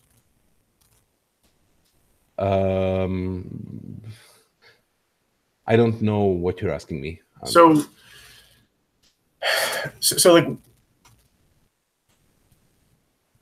when you're taking part in a conversation and somebody attempts to like communicate something to you, say, well, you know, like a teacher tries to teach a student that 2 and 2 equals 4. Well, the teacher is presenting themselves as someone who, in some sense, has the truth, and that they're attempting to convey the truth. Or again, if I were to communicate to you as like, well, I have a sister, or I was talking with my sister, or something like that. Well, you accept that as a fact, as though I'm the type of person who could possibly have that fact, right? When I say, you know, I was talking with my sister, you presume, one, like when you listen to that, unless you have a reason to believe that I'm psychotic or mad or something like that, you presume, one, that I'm saying what I think to be true, and two, what I'm saying that I think I have good reason to be true. Yes. But for something to be true and for you to have good reason, if it actually is true and you actually have good reason for it to be true, then that's just knowledge. That's what it is to know something. Right? Like that's pretty much the sum of it. So whenever you speak, because I know that because I speak in this manner, I expect you to take me as someone who is claiming that I expect you to take my claim as something which is spoken as true and as reasonable. And in that manner, I'm implicitly claiming to know every claim that I make. Like, yes, everything you have described so far is related to communication, not knowledge. Yeah. Well, I'm saying that knowledge is implanted. It's intrinsic to communication. That you can't. The assumption of knowledge is imprinted in communication. That's the point. Not knowledge itself, right? Well, what? The assumption of knowledge is. I know. I heard what you said, but like, what? I mean, why wouldn't knowledge itself be intrinsic in communication? Like, you know how to, like, so there's knowledge how, right? So you at the very least know how you're saying, how to speak. So there's a procedural knowledge, and then you know what you're saying. Oh, I'm sorry, I don't know any of that. Definitions of knowledge, right? I don't know that I know those things. I assume that I know those things. There is a difference. I didn't say that you know those things. I'm saying, so when you speak, right? So there's knowledge there's knowledge how, and there's knowledge what, right? Like there's different types of knowledge, right? Propositional knowledge is the knowledge that we say that is true and we have a reason for, right? That's the justified true belief, effectively. But procedural knowledge is sort of, it's sort of embodied, right? Like I know how to lift my hand, I know how to I know how to put on my glasses. It's just that if I do it and I did it willingly and consciously, then I knew how to do it, right? If I do it and it wasn't consciously, then it was an accident, and I may or may not know how to do it, right? So yeah, it's the idea is that you can intentionally perform something, right? That's procedural knowledge, as opposed to accidentally performing the thing or not performing at all. Or then there is knowledge what, right? Which is conceptual knowledge, which is basically that when you make a noise, you intend to convey the content of the words, rather than rather than conveying content merely by the accidents of language. Like so the conventions. The cat is on the mat is meaningful just by virtue of the conventions of the language, right? So that's word meaning. But then I, as a speaker, can mean something by my words. So if I say the cat is on the mat, but you and I have some sort of secret code where we know that means the bomb's gonna fall or something like that. When I say the cat is on the mat, well, well, the word meaning was the cat is on the mat, but the speaker meaning, what I meant by those words was there's a bomb going to fall, right? So now most of the time, speaker meaning and word meaning are the same thing. But the point is, I can convey something to you intentionally, but I can only do that if I know what the words mean. Whereas, so you see, that's different from knowledge that, right? So it's an intentional, it's an intentional conveyance of content. So, but what happened? I don't think any of those things. So yes, those are the different meanings of the word no. Those things are qualitatively very, very differently. That's very different, right? There's a problem. Go ahead. If you know how to speak and what your words mean, then you know, then any word, any proposition, which is true by virtue of the meaning of its words, is something that you know to be the case. Because that it is true by virtue of what it means. So your knowledge what becomes identical to your knowledge that. So because you know how to form the sentences together. So the reason, so consider the proposition that all wholes have at least two parts, or all wholes have all wholes have at least one part, if you can count simples as wholes, right? To say that it is not the case that all wholes have at least one part is to suggest that there's at least one whole that has less than one part. But wholes, by definition, have at least one part. So to deny that all wholes have at least one part is to speak nonsense, right? It doesn't even make sense to say that, because, and what I mean by this is that whilst it's false and it's meaningful in the logical sense of the word meaning, you can add a false, you can slap a false onto that, right? So if somebody denies a principle of logic, it's false. So a contradiction in classical logic, A and not A, well, it's false. So it's meaningful in the sense that you can slap a false onto it. But to say that it's meaningful in that sense is just to speak a word meaning, right? The word meaning, right? The sentence, John both is and is not tall, is false. However, it's also meaning. Okay, that's a wrong example because you used a relative. Okay, so John, John both is and is not human. Yeah. That's a fair point. So John both is and is not human. That's false, but it's also meaningless. It's false in the word meaning sense, right? If you were just to look at the logic of the language and the way that the terms all work together, you can assign falsehood to it. But if you were to ask, what do you mean by it? What are you conveying by that proposition? The answer is precisely nothing. Right? You don't actually convey it. Like there is no image anyone could form in their mind. There is no concept of a man who both is and is not tall.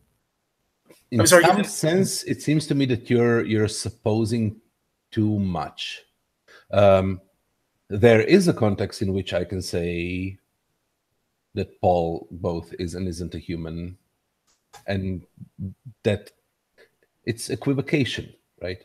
And we can very easily equivocate on things, and everything becomes relative, and that's the basis of postmodernism. Like if you can make a really shorthand, that's kind of the gist of it. It's just that it happens in the mind, not in the words. But yes, you can look at it from one perspective and one frame of reference and say that he's a human, and from another, he's not.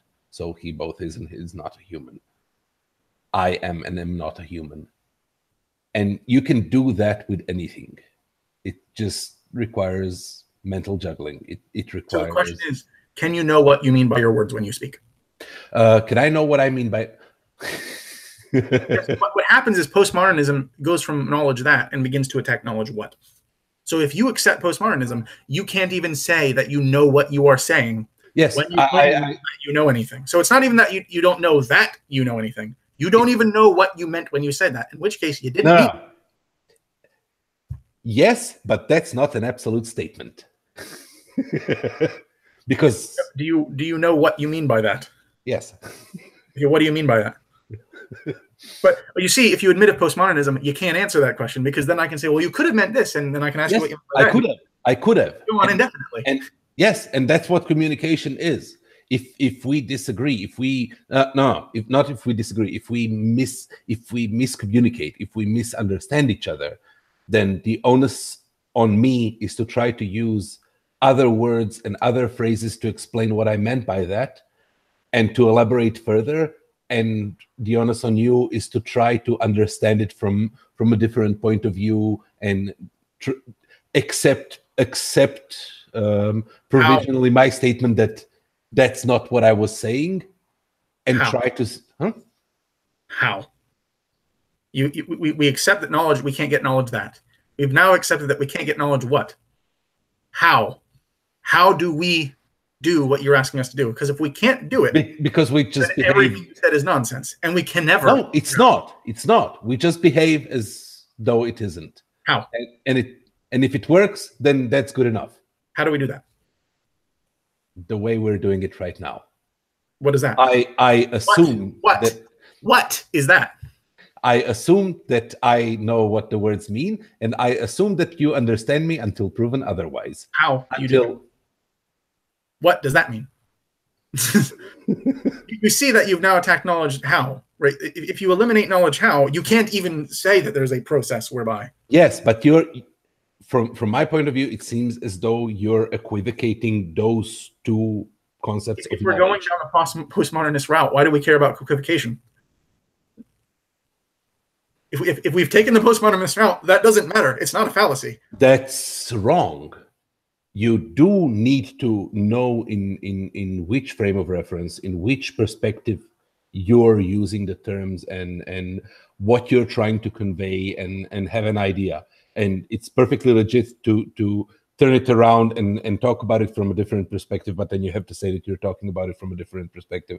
And there is an infinity of perspectives that can have an infinity of explanations, and there is an intersection which should more or less co-align with reality, with truth. It can be incomplete, it can be wrong, but we can correct that. Like, we can compensate for that. How? Like, it's like the question is, and I'm going to try to stop doing that, but because I know I'm like, I start the thing, I'm trying not to be a presuppositionalist, but it's, so the question is, there's a chance that postmodernism might suffer from I'm going to say that postmodernism is either incoherent or trivial, right? It's trivial. Well, that's where we're going to get. If it's trivial, so if it's incoherent, then it can't even tell you what you're doing. You're doing. That's a misrepresentation of. Yeah, I know. Well, but listen. Sorry. That's a misrepresentation of what I think postmodernism is. So if postmodernism can, with certainty, tell you how to do what it is that you want to do, it cannot then it tell you what. It cannot tell you with certainty. Well, okay. Tell you at all what it is that you want to do. That's how you do what. I would say that's false equivocation. The fact that we cannot know something with certainty, I asked Ken. It was a question. Can it? Not it can't, but it can. Oh, sorry. So can it tell at all how to do? Okay, so it can tell you how to do what you want to do. Yes. So it can tell you what. Okay, if it can tell you what you want to do, then we can just go back to the argument that I was constructing earlier about basically self-evidency. The fact that I don't know what does not mean I know nothing about. You just said that we do know what. It can tell you how to do what you want to do, because you can't speak of a how without speaking of a what. Yes, and I can be wrong about it, right? That's sure, the part. That's the part where I cannot claim absolute knowledge. I can be wrong about it, and then if I'm wrong about it, I will correct myself. This is where I'm going to get into like the kind of the triviality of postmodernism. Yes, you cannot claim that you can't be wrong about it, but are you wrong about it? It's not a question of what the possibility. Of course, it's possible for you to be wrong. I have no idea whether or not I'm wrong about it. Then why are you talking? Why do you say it? Why do you say anything ever?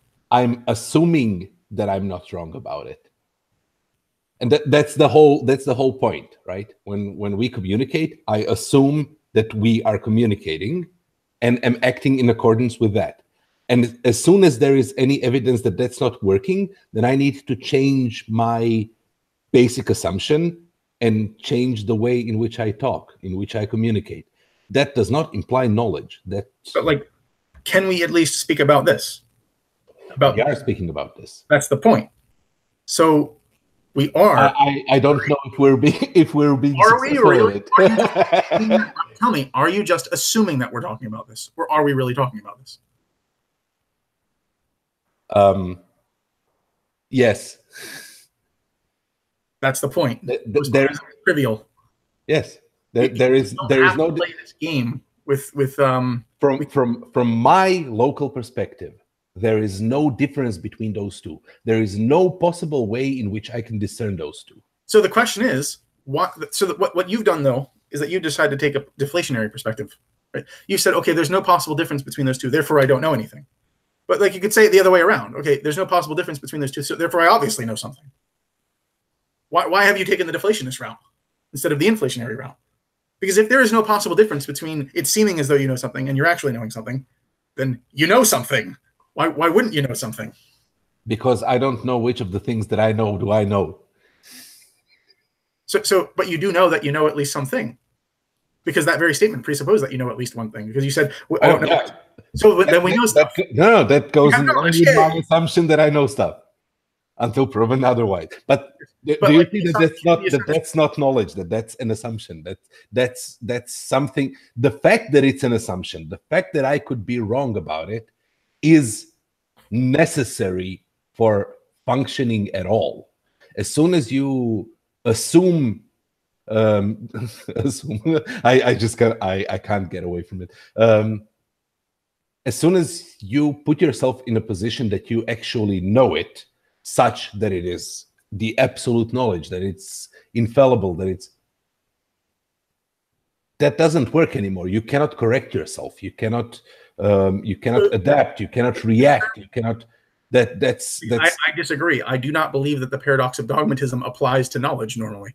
So that's what you're concerned with, the paradox of dogmatism, right? If I know something, then all possible evidence must be wrong, right? But like, no, if you know something, then there is no possible evidence to come about because you know it, because the inherent component of knowledge is truth. Yeah, but I know that that's not true. Right? There you go. I've resolved the problem. So I know that that's not how knowledge works.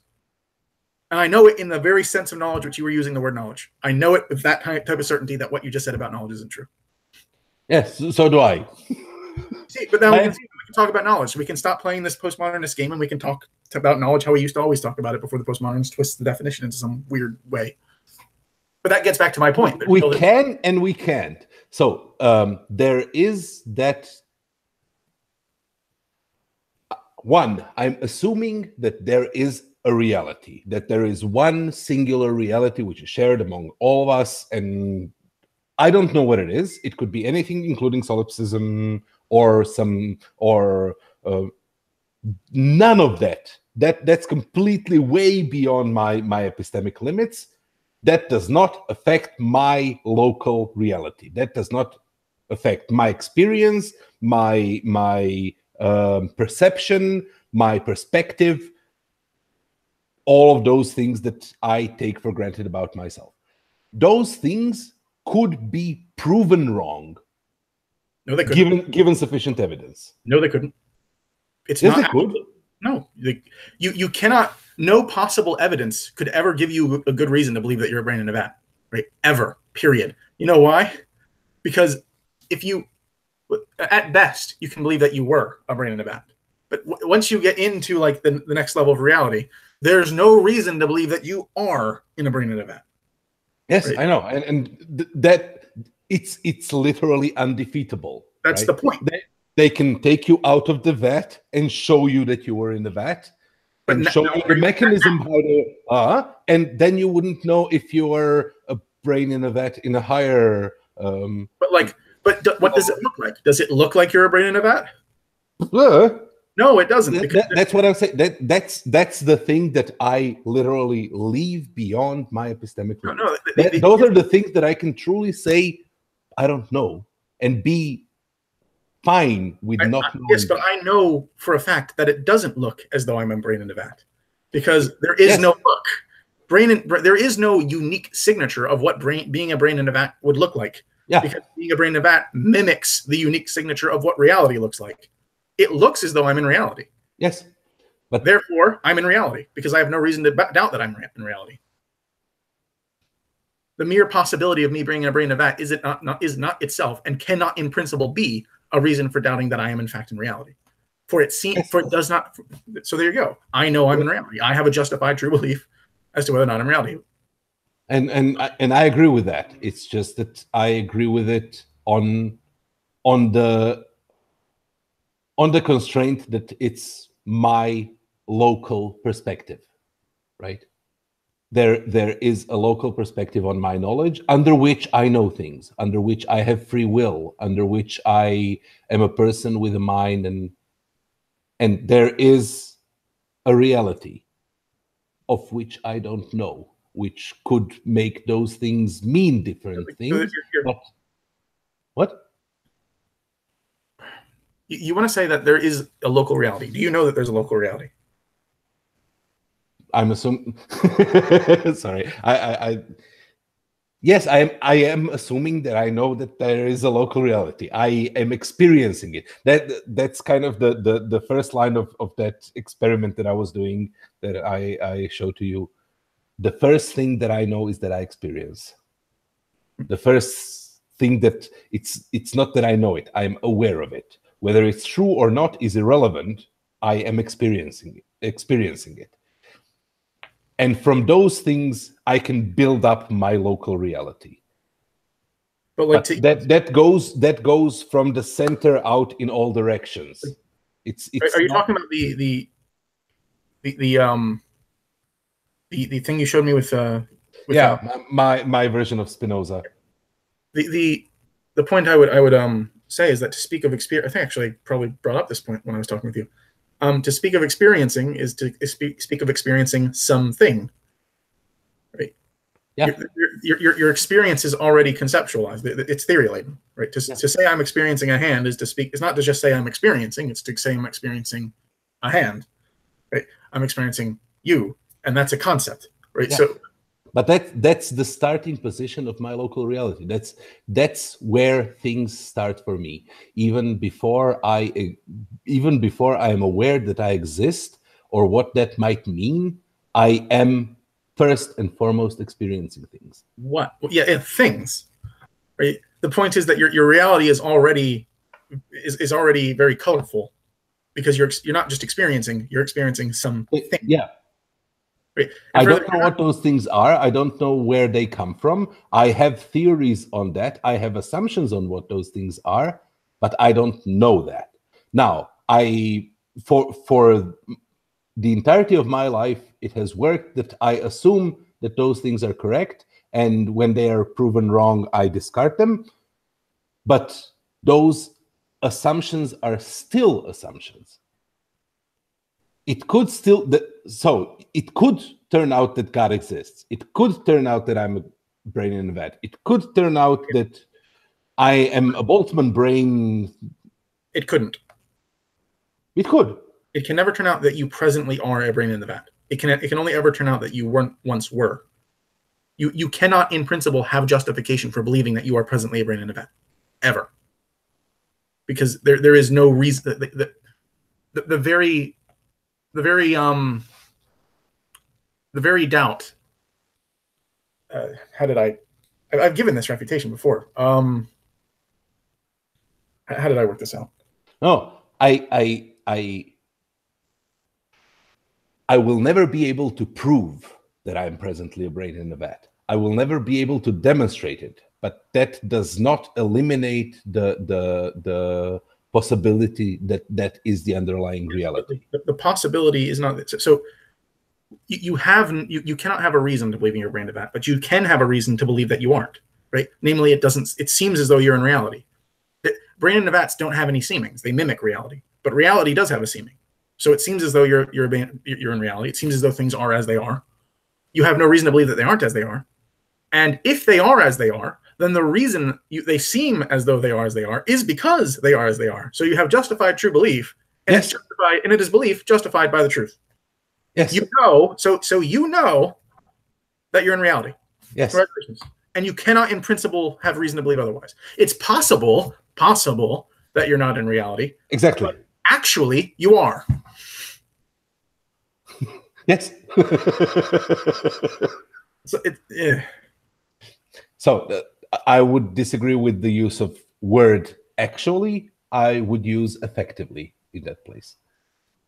And that would make it. Why would you disagree with actually? Because the word actually for me implies that that is the base level underlying reality and truth of things. It is. And there is a difference between the term actually and effectively, though not in any way that I can discern. There is no difference between them. Is effectively what you just said. Effectively. Good one. Sorry. Yes, but no, that's exactly it. My local reality is limited. I can behave as though I know things. I can act upon that knowledge. I can know how to act upon that knowledge, but only locally, right? So that means that there is potentially some evidence that can be brought about in ways that I might not even be able to imagine that could demonstrate clearly and effectively that I was wrong. And if that is so, then all I can do is accept that evidence. But like, what potential evidence could there be? I don't know. Then why do you say that there's evidence? What you're saying? Well, there could be evidence. Okay. Yes. You believe that? No, I'm not saying that's where you and I disagree. I don't believe that there is, in principle, evidence for your being a brain of that. I don't think that's actually possible. I don't even think it's coherent to speak of that kind of evidence. I believe it's coherent to speak of that kind of evidence. So truly skeptical scenarios which would suggest that you don't know anything.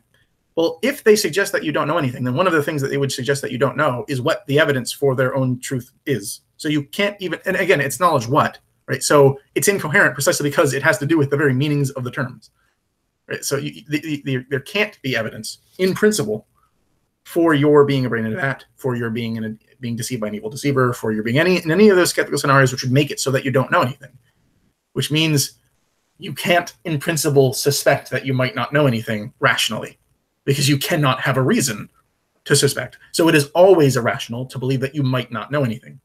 You must always believe that you know at least something, even if you don't know what that specific thing is.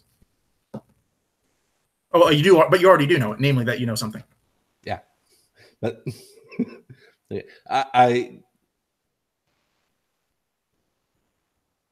I would agree with that wording. So it's not that I do agree with that wording. I just think that we're implying different things by it, and that's why I'm kind of pushing back. Okay. I'm trying to elaborate on what I mean by that. So every knowledge statement that I make, I am assuming, I am honestly and sincerely assuming. I'm not assuming that I'm wrong about it, but I'm acting at it just because. I'm assuming that I know it, right?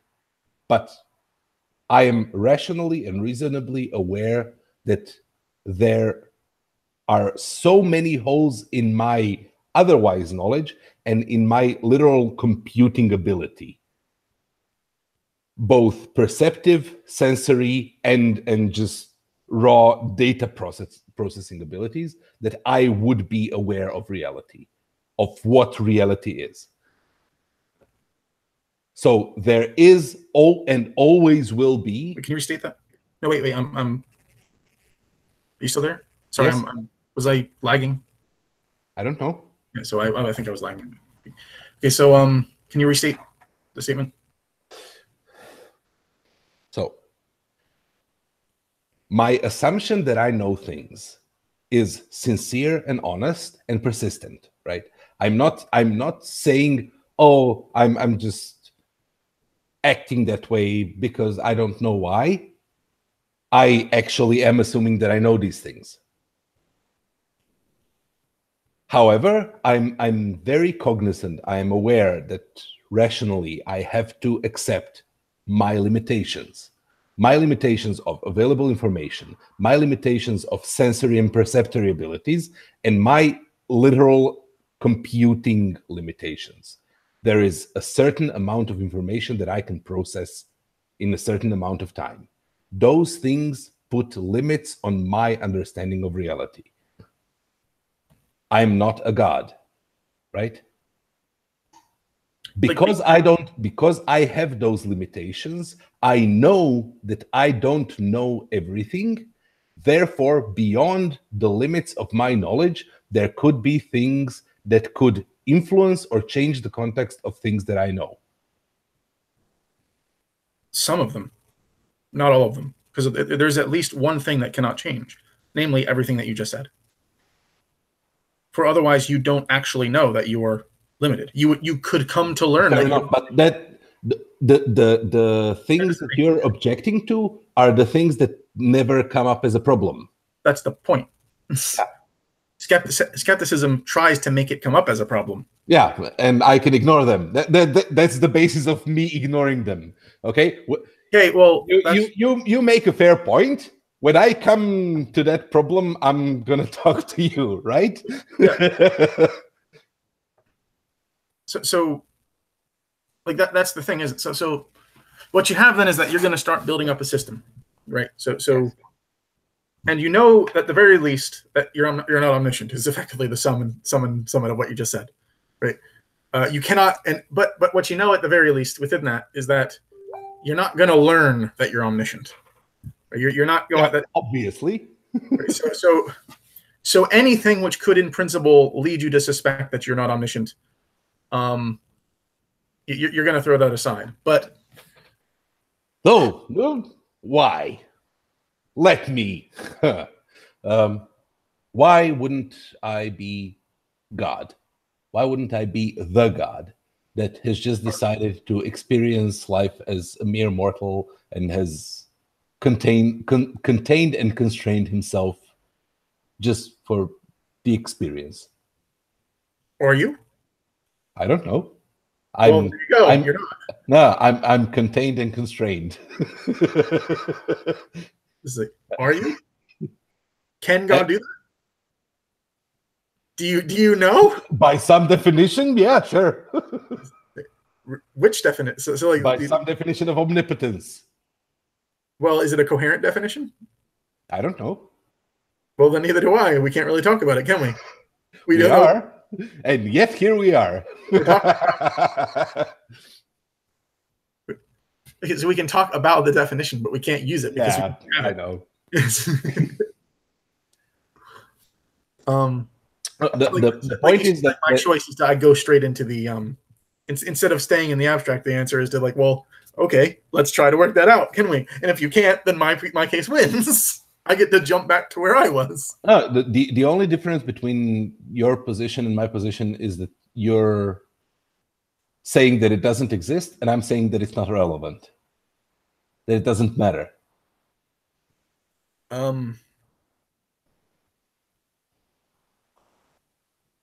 But how do you say that? Because it doesn't matter. How do you determine whether or not it doesn't matter? I don't care. I can't be bothered. But that's the gist of it. That's basically that is the recognition of my epistemic limits. The answer to that is beyond my reach. Then there is no point in asking the question. But I would very much like to know the answer to the question. I just know that it's beyond my ability to know the answer to that. Like, why don't you try to do those things which are beyond your ability? Because they're beyond my ability. Well, I do try to do them, and I fail. Well, why not keep on trying? I keep on trying. This conversation is a keeping on trying of doing. That's not quite right. So the concern is that they're like, so when these extreme skeptical issues come about, the counter to them is that like my counter is that they don't work. It's like that they are. Your counter is that they're irrelevant. It's like, and well, how do you determine the relevancy of something? Does it work? Is it useful? What end? To some end, to whichever end you're trying to achieve. In a conversation about skepticism, it's very useful to talk about skepticism. Yeah. So our ultimate goal is having goals. Yes. So how did I work this out? So I thought about this. Okay.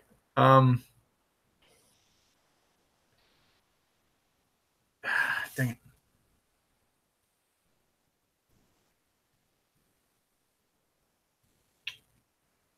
Dang, I have an argument for this too, and I just can't remember it. Something to do with like the precondition of having goals, and it's I can't remember. Damn it. The argument would sort of like attack the ideas. So it's like the ultimate goal is to have goals, but in order to have any goals at all, they're oh yeah, okay. So what is a goal, right? So like or if you were to have a goal, what goal would you have, right? How would you determine what goal you should choose? By my brain. My brain will tell me what goal I should choose. So what happens is, so like the idea is that you already have evaluation going on, right? You have practical reasons. Yes. And I cannot avoid it without stopping being human. Yeah. That evaluation is what makes me human. But practical reason is cashed out in terms. Like literally just in words. Right? Like you reason about things and you choose this or that. And so as before, like you said that yes and no. So again, equivocation about reason. Philosophical, yes, I agree with you.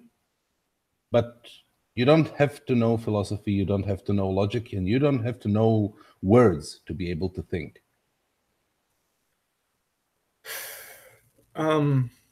Right? And as soon as you can think, so my perspective is kind of the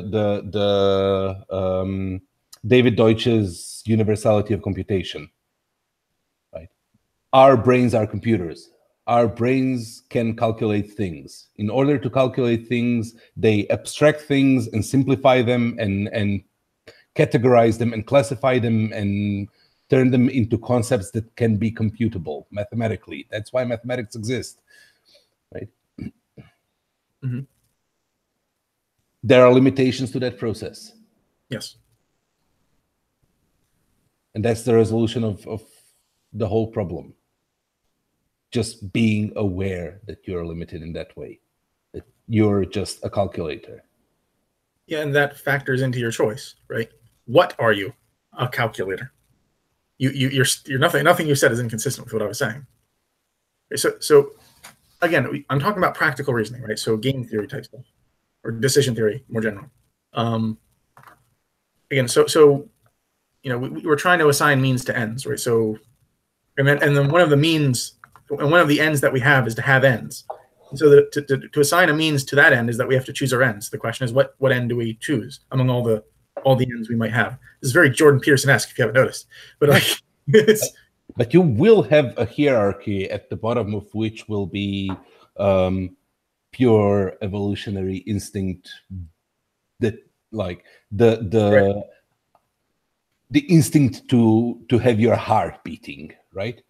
So and then on top of that will be instincts like that you have some control over, like breathing, and then on top of that will be survival instincts, and then on top of that will be right, and so on and so forth to the full realization of a human being. I'm speaking of choices, something that you're consciously working out. Like you want to do this, right? It's one. Like I don't deny that there are sort of like natural processes and functions which occur on like sublinguistic and subconscious levels, you know, sub animal levels, right? Like there's physics and whatnot. But when I say an end, I'm talking about like literally your goal, Right? Like I admittedly don't always use the word that way, but in this case, I was speaking of, right. So literally, you as a person want to articulate, like in words, what it is that you want to do. In fact, that's the whole point of philosophy, effectively. Like we're articulating these. It's trying to find words, really. That's actually probably the best summary of philosophy I've ever made. But among the things that you have to do is that well, there was a reason why I brought up the ends thing.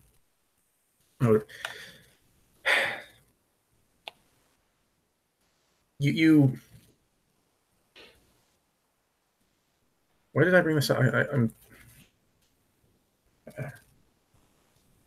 Where will I get my goal? I will get it from my brain. Yeah, How will I determine what the goal is? My brain will tell me. But the goal will so the idea is that the goal will simply emerge in your mind, right? Yes. Is that what you're saying? Yes. Okay. Well, what is it? Is there an answer to the question? What is it? What is what? The goal. What is the goal? Does the goal appear as something conceptualized? Some goals do, and some goals don't.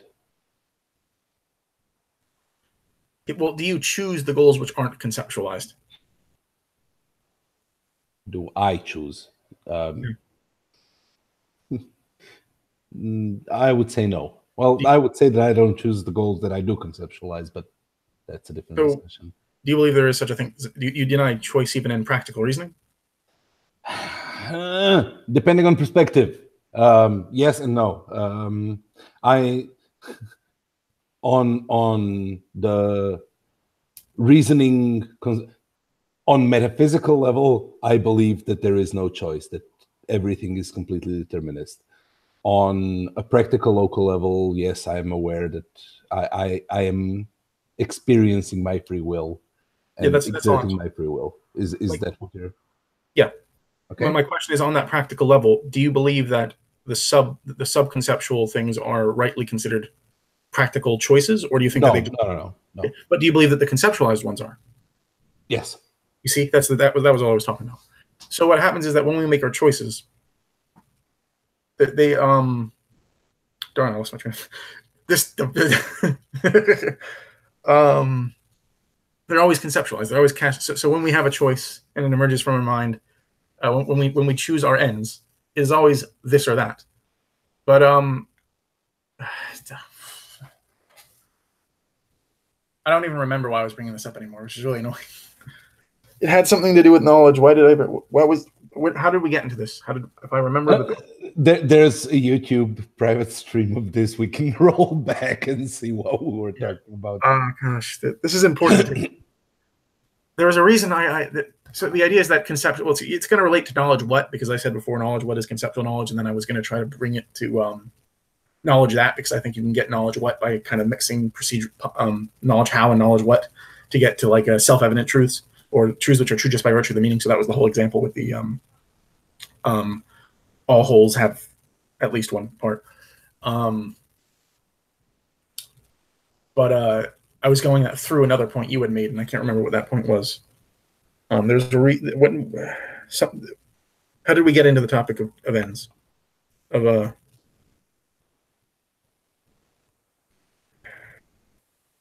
I don't remember that point. Then it's going to be it's like, this is annoying. By the way, I have to leave in about an hour. You asked me.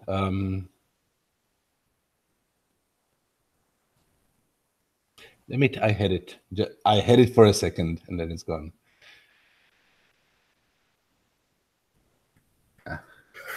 So let me see if I can retrace steps a bit.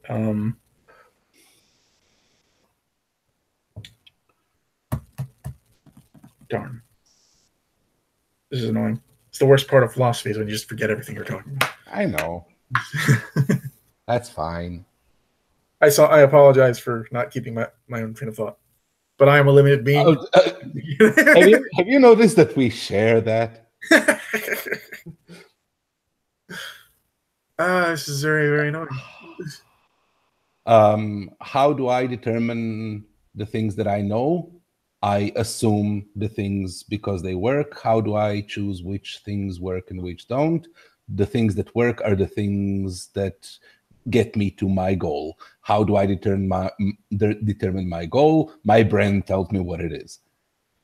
That's that's more or less how the conversation went. But what happens is that if the brain gives you the goal as a concept, you will have you already chosen it, or have you yet to choose it? Yes. So I might have to go on a bit of tangent to answer that, but it's important to me that you understand what I mean by the answer. I don't believe that p-zombies are possible. I believe that we are p-zombies in a way.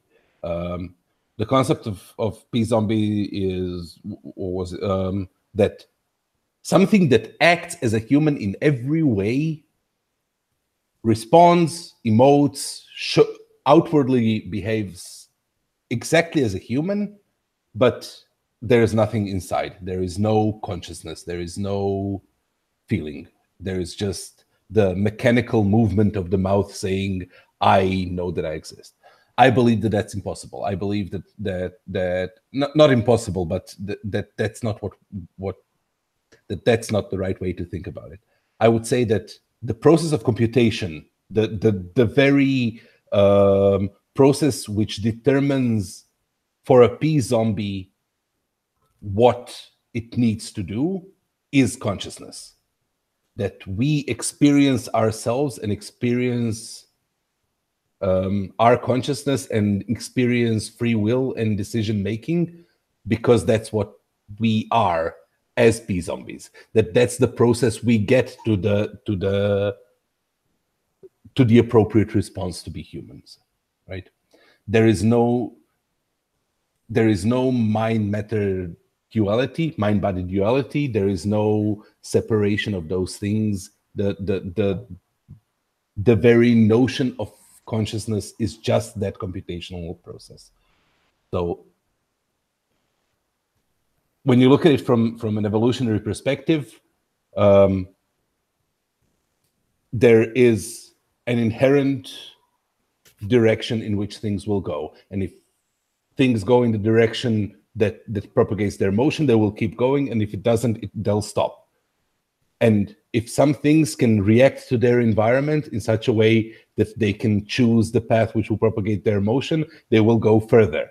And if some things can anticipate the future events and calculate the possible outcomes of many possible and impossible events to determine their decision, then that will be beneficial. That will enable them to go further. And that's what I believe we are. We are just machines that anticipate possible and impossible events, like anything that's computable. It doesn't even have to coincide with reality. It just has to be computable. And that's why there are so many more things which are cognitively possible, which are conceivable, than there are things that can actually happen, because they just fit in the algorithm. They just fit in the system of our determining which path will bring us forward. Now, why would we want to go forward? Oh, because that's what we are, because that's how we got here, because our ancestors were things that wanted to go forward, and their ancestors, and whoever did not want to go forward, or who didn't have the proficiency to go forward, simply didn't. So every time there is something that doesn't act in a way that will propagate its forward momentum, that thing will be stopped, and all things that remain after that are things that are propagated further. So we are a long chain of things that have propagated further, and everything that we are made of is made to propagate us further. And that's why we have goals. Right? Now, the process of determining which goals, in that perspective, in that story, there is just the process of literally determining what will get you further. the computational process of conceptualizing everything that might happen and in a meaningful and one big part of it is that we are constrained, that we are small, that we have this much brain matter and no more, that we have to do those things in real time. So we will not be checking for every possibility, we will not be checking for every eventuality, nor calculating every possible outcome. We are made to anticipate things that have worked before, that have brought us to where we are, and hopefully those things will bring us further. And if they don't, then some of us will die out, and those that get brought further will propagate the process further, right? Does that make sense? Yeah. And that's the answer to the question why I have goals and why I assume that I have knowledge and why I have beliefs about the world and why I have perceptions such as I have, because that's all a part of that process. And why I'm unable to think beyond that, because my brain simply literally isn't wired to think about some things, to perceive some things, to notice them, and even if there are ways for me to notice them, my brain doesn't know what to do with that. That doesn't see the regularity that there might even be. And that's underlying every time you ask a question and I say it might be and I don't know if it is. That's the thing. I am aware that there are regularities and things in reality which are well beyond my scope of perception, senses, and computation. So it's you're giving a kind of evolutionary explanation of the origin of concepts, I guess. If you think that's a fair summary or no? Yeah. Not merely concepts, but consciousness and personhood and the concept of me and why I have beliefs and why I have goals and like the entirety of that system. That's the explanation why there is a difference between my local reality and the reality, the real reality. So there's a couple of distinctions which I'm not sure are fitting in that fit into your view, and that might be like the error, which I think is at the bottom of it. I don't know how to articulate the error. So first is the distinction between imagination and conception. So imagination is like, so I can imagine an animal processing in their mind a kind of visual image of how things might occur. So they see something. And that immediately brings to their mind an image of how things might come about, and then they react to the image that they see and the image that things that might come about, so as to bring about the best result.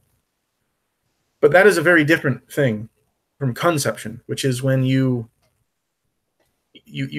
not merely have these images, but now you have a kind of, you can speak about them. This is very simply. It's like words don't have visual. The words considered merely in the symbols, right? The sound that has absolutely no symbolic worth in and of itself, right? A dog can in his mind see an image of himself in the future, and a series of possible future images, and pick between the best image, and so the image are produced in him when he sees some threat. He sees he might instinctively see a number of possible images, and then he has to choose between them to discern the best possible outcome, right? I think, and is that in line sort of with your evolutionary explanation that that's sort of what happens? Yeah. So, but like, what the hell is the sound going to help you with that? Right? Merely imagining the sound, or seeing an image of the letters, right? Like F, right? That has absolutely no worth. It's not the same kind of symbolic worth as say the image of oneself in the future. An image is fundamentally different than a symbol, Yes, Sorry, but what you're saying is merely that the protocol is not the content that's being transferred by the protocol, right? Don't know what that means. A protocol is a set of conventions that enables different computing units to communicate so that they can share tasks or share the results of their computations. Right? Language for me is just a protocol, and it's entirely equivalent, though not on the same scale as ants communicating by pheromones, or animals communicating by dogs communicating by barking, right? There is a different bark for danger and a different bark for pain and different bark for, and those things transfer some information. What has made us so successful is that we have managed to put so much information in our networking protocol that we can literally offload a large parts of our computations to other brains and outcomes of those computations back, right? We can truly network. We can solve problems that we can in group solve problems that no individual cognitively solve problems that no individual can solve.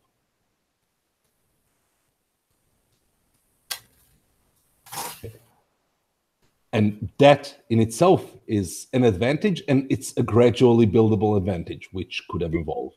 Do you admit the distinction that I was making, though, between the image and the symbol? Yes, but as stated, that's the difference between the protocol and the content, right? So can you just define how you worked it out? Like, so give me the protocol definition. However you, like you said, all I'm stating is something is something something. Protocol content. I don't know. All you're stating is that the protocol is not the content. That F does not communicate anything, and that the sound of the word sound does not communicate anything. Yeah. Okay. It's just that we're wired in such a way to communicate using that protocol. Yes. Okay. So the protocol, I think I get that now. So the protocol is not the content. Right. So the protocol communication. The protocol is not the content. The word Glumberlia doesn't mean anything at all ever to anybody. But if I said that the combination of this letter and this chopstick is Glumberlia, we have just defined a brand new symbol that you and I can use to communicate. Yeah. Using the protocol. So the protocol can be used to transfer not only information about things, but information about the protocol itself. We can expand it and add new terms at will to it.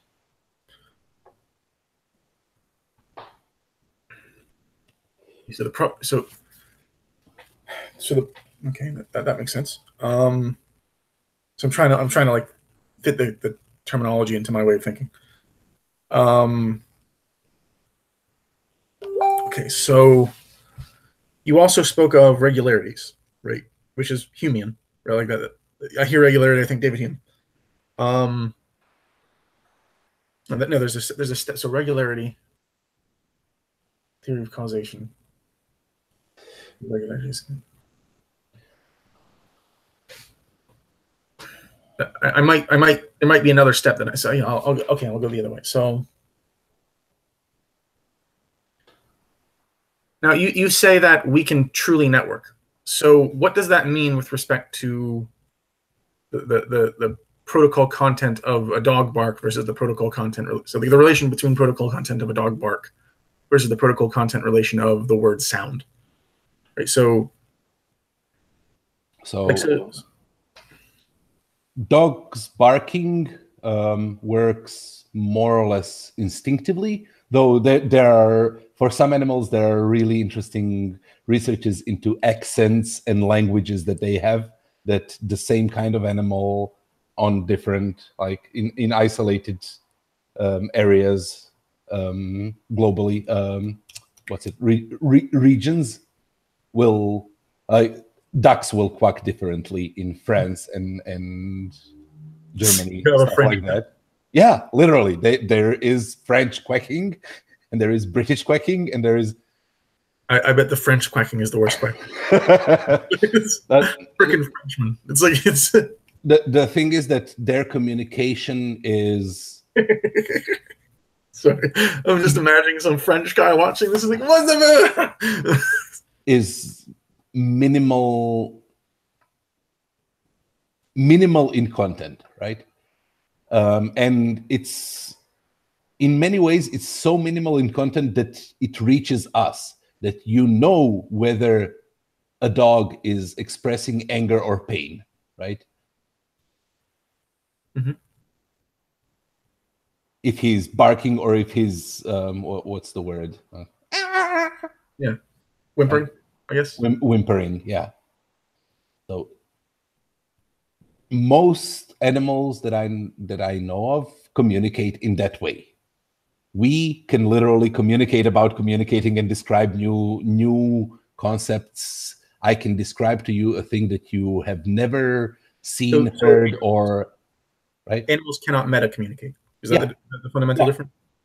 Pretty much, yes. So that what that enables in aggregate is that I can literally offload parts of my mental processes on you, that I can describe a problem that I don't have the resources to solve to multiple people, and either some one of them will solve it by luck, or we can literally split it up and chunk it up and solve it as a group and then share the result with each other. That's networking, right? So is meta communication equivalent to or condition of networking, or is that just like, is talking about talking part and portion of networking? Not necessarily. So in computer theory, not necessarily, because you and I can communicate the meta and then program it into the computer. But for it to be emergent, yes, it would have to be necessary. Okay, so computers are actually probably more like, precisely because we can do the meta ourselves. Computers, which I guess programs more specifically, which don't do meta, are more like animals than like us. Until recently, yes. But when they started doing confrontational networks, where AIs would communicate with AIs, they do literally define the language and protocol in which they will communicate. We define their structure, we define their channel of communication, and then leave it up to them to work out what works best. And that again is done by an evolutionary process. You just let them do whatever and then kill off the ones that are doing poorly, and then copy and mutate the ones that are doing well and kill off the ones that are doing poorly until you get a sufficiently good result.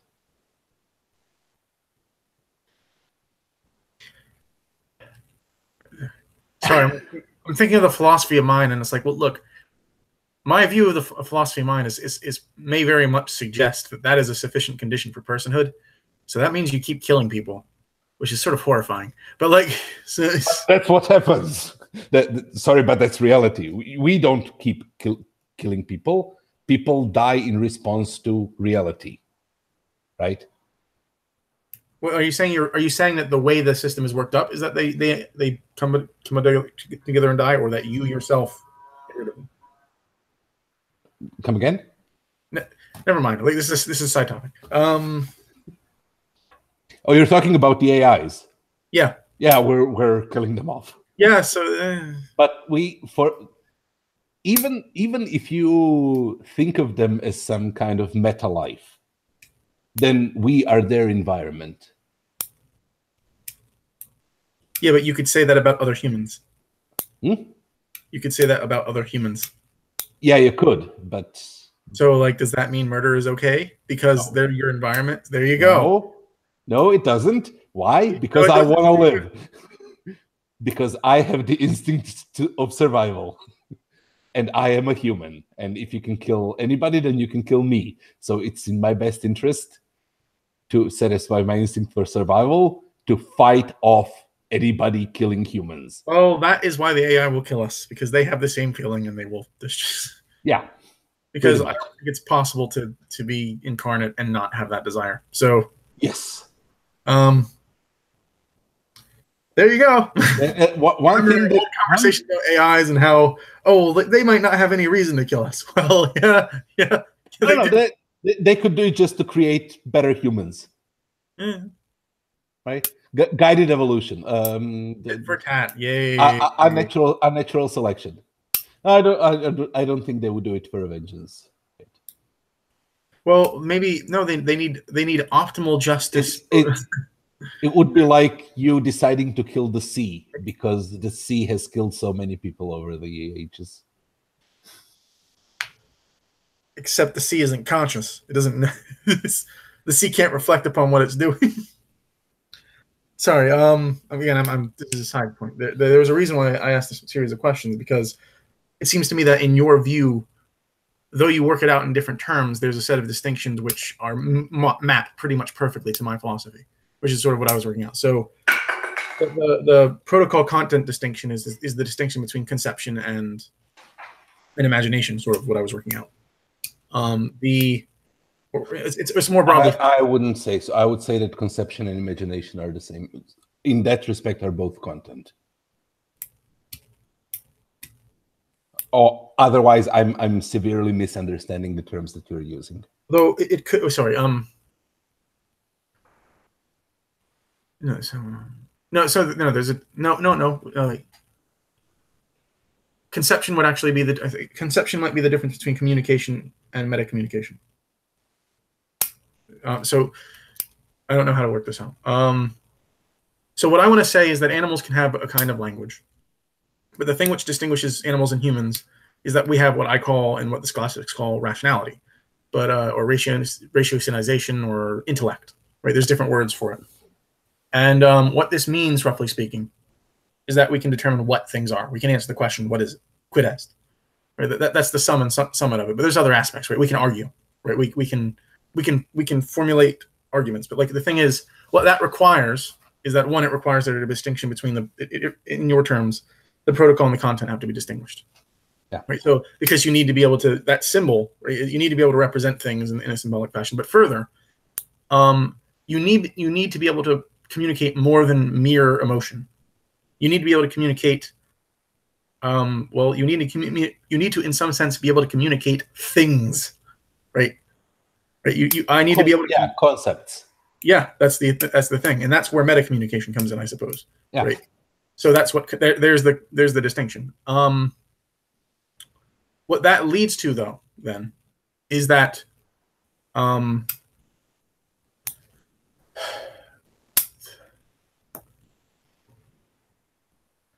virtue of having an idea of the way things are, or what things are, or having any how did it? Again, it happened again. It happened again. I need to retrace their steps. I was working really hard to make sure that everything that I had maps onto your view, and now I forgot why I was doing it. Stupid me. Because I just needed to make sure that I had the categories down before I can even make the argument, which is probably related to what I was saying. I just don't know how. Okay, so you were giving the evolutionary explanation of how you form concepts that was somehow related to the making of goals, which is in turn somehow related to determining whether or not you know things or something. So like you assume that you know because things work, and how you determine whether or not they work is that like you have to have some end to which they work. But then the question is, well, how do you decide your ends? And the answer is your brain decides that for you. But there's a distinction between in a very real sense, evolution decides that for you, right? Well, yeah, but like what happens is that there in the decision theoretic kind of framework, when you make a decision, there's a distinction between a kind of sublinguistic decision and a linguistic decision. Between a decision which is a subconceptual decision, which you admitted was not a choice, and a conceived of decision, which you said, at least on the practical level, it is a choice, right? And that led into me asking you something about the nature of choice. I asked you, something about whether or not there's free will, I think. And you said there both is and there isn't. And then you gave the evolutionary explanation. Yeah. That's the explanation why we experience free will, right? That computational process of making a decision, of evaluating things which might happen and might not happen, of anticipating things. So, and then I started bringing up the example. So there's different types of anticipation, right? So there's anticipation in the imaginative sense, where the protocol is equivalent to the content, and that helps you.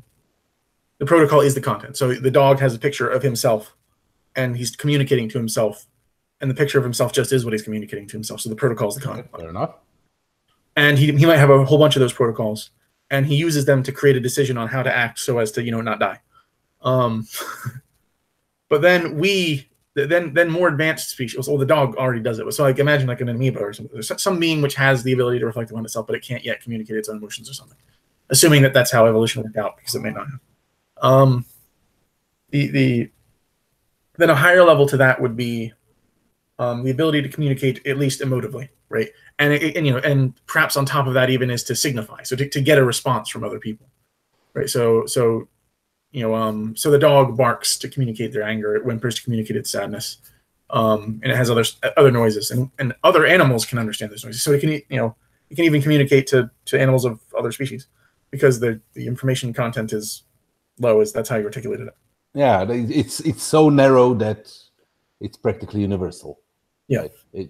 You're not communicating deep ideas. You're communicating I'm in pain, or you're communicating there is danger, or I'm losing. Darn.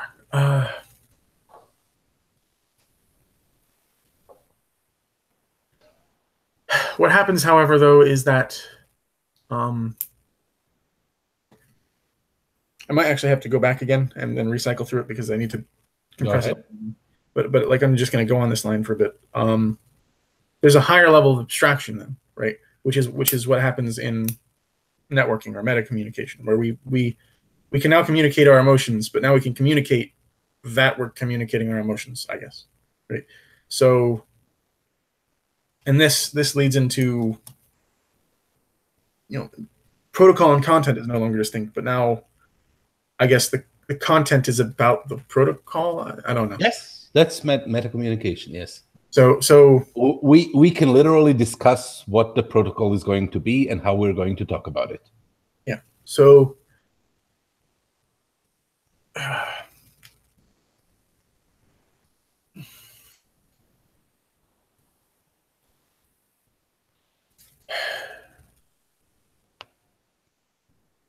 okay, so going back. So how do you know what you know? Well, it worked. What you assume that you know a thing? Why do you assume it? Because it works. How does it work? Because it meets some end. How do you choose your end? It emerges from evolution somehow, and through insert evolutionary narrative there.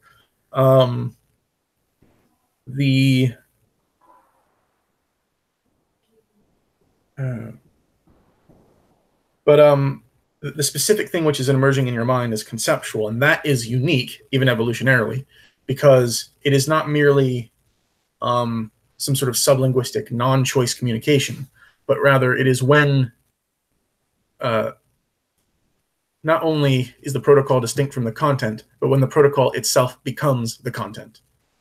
So that's like a quicker summary.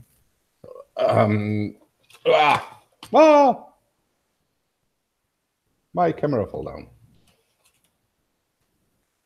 Okay, let's try it again. So there are two things we're talking about here.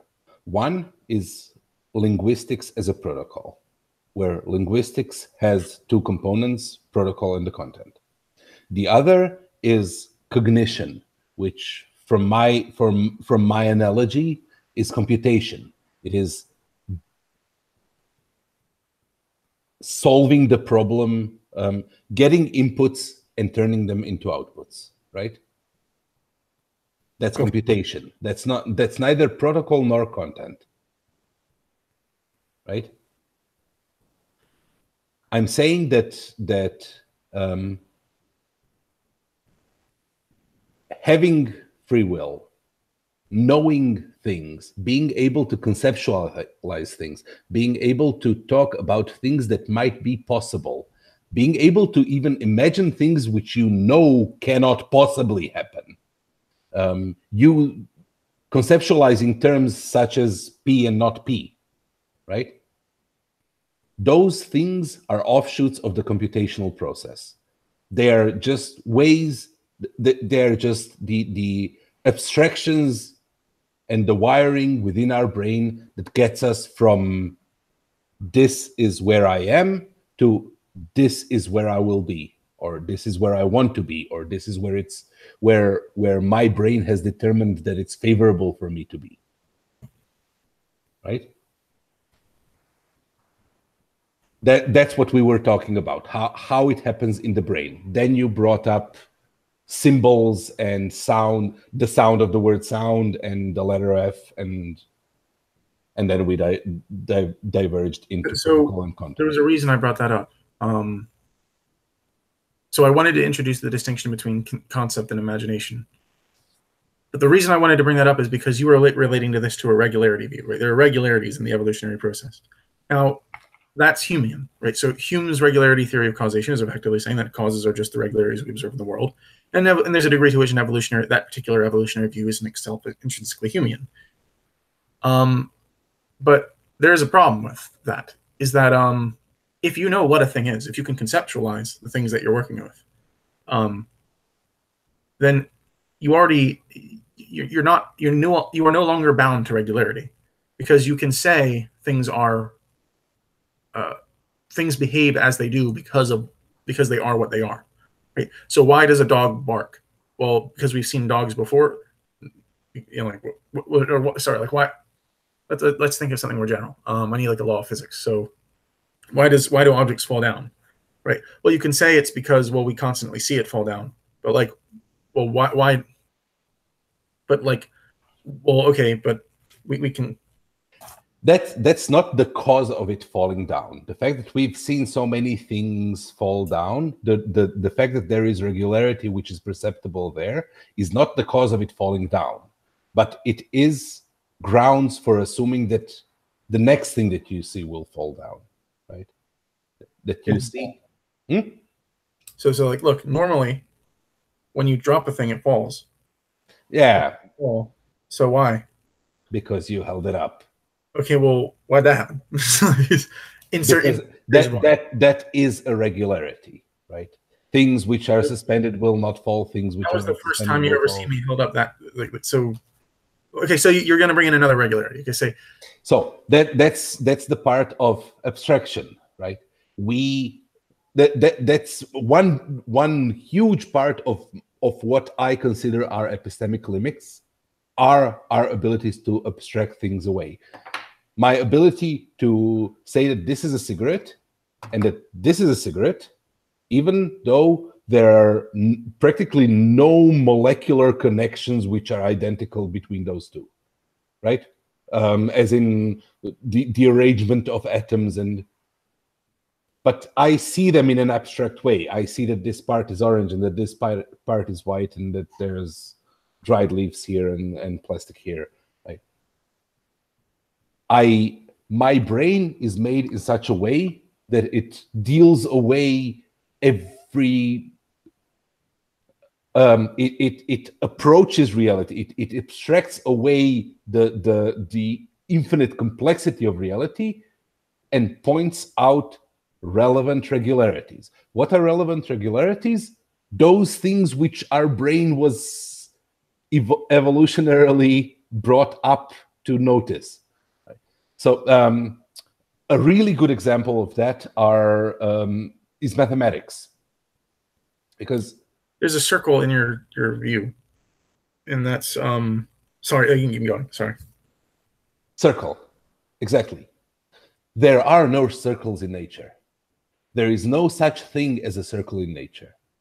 Yet we see so many things as circles. And if you take regular geometrical shapes, like you start off with a triangle, a square, a hexagon, and they'll be approaching the circle. And after you reach, I don't know, 20 or 50 edges, you will simply stop seeing it as edges. You will start seeing it as a circle. And the more you add, you will just not even notice that there are more and more detail. You will see it as a circle. Yeah. Nothing that you would call a circle in nature is a circle. Nothing fits that mathematical conceptual image that we have in our heads. However, there are a lot of things that approximate it. There are a lot of things that are kind of good enough. That bickering about the differences doesn't bring any return on the investment. So our brains are made in such a way that the computation is the easiest, and perception fits that, and we will see a circle as a regularity. When you see a circular thing, you will know a lot of things about it. You will know how it will move, even though it's not a circle, even though no wheel is a circle, and no cheese is a circle, and nothing that actually you would call a circle is a circle, right? But we don't care about more than the first 3 digits of any approximation. It just, after 3 digits, it's good enough. So a planet is a sphere, and right? Yeah. Well, approximately. Yeah, and that's to enable our brains to work things out, because we can then think about categories of things which are close enough to circles, and we will see them and conceive of them as circles. I just realized that there was something of a contradiction in what we were speaking of earlier. So when we said, when we distinguish between an image and a concept, we say that in the image, the protocol is the content, right? When we distinguish between the image and the concept. So when you have the dog image, imagining other dogs to discern which future, he's communicating with himself, the image of himself, right? But that's distinct from the letter F, which doesn't really communicate anything, right? So in that case, we would say that the protocol is the content, right?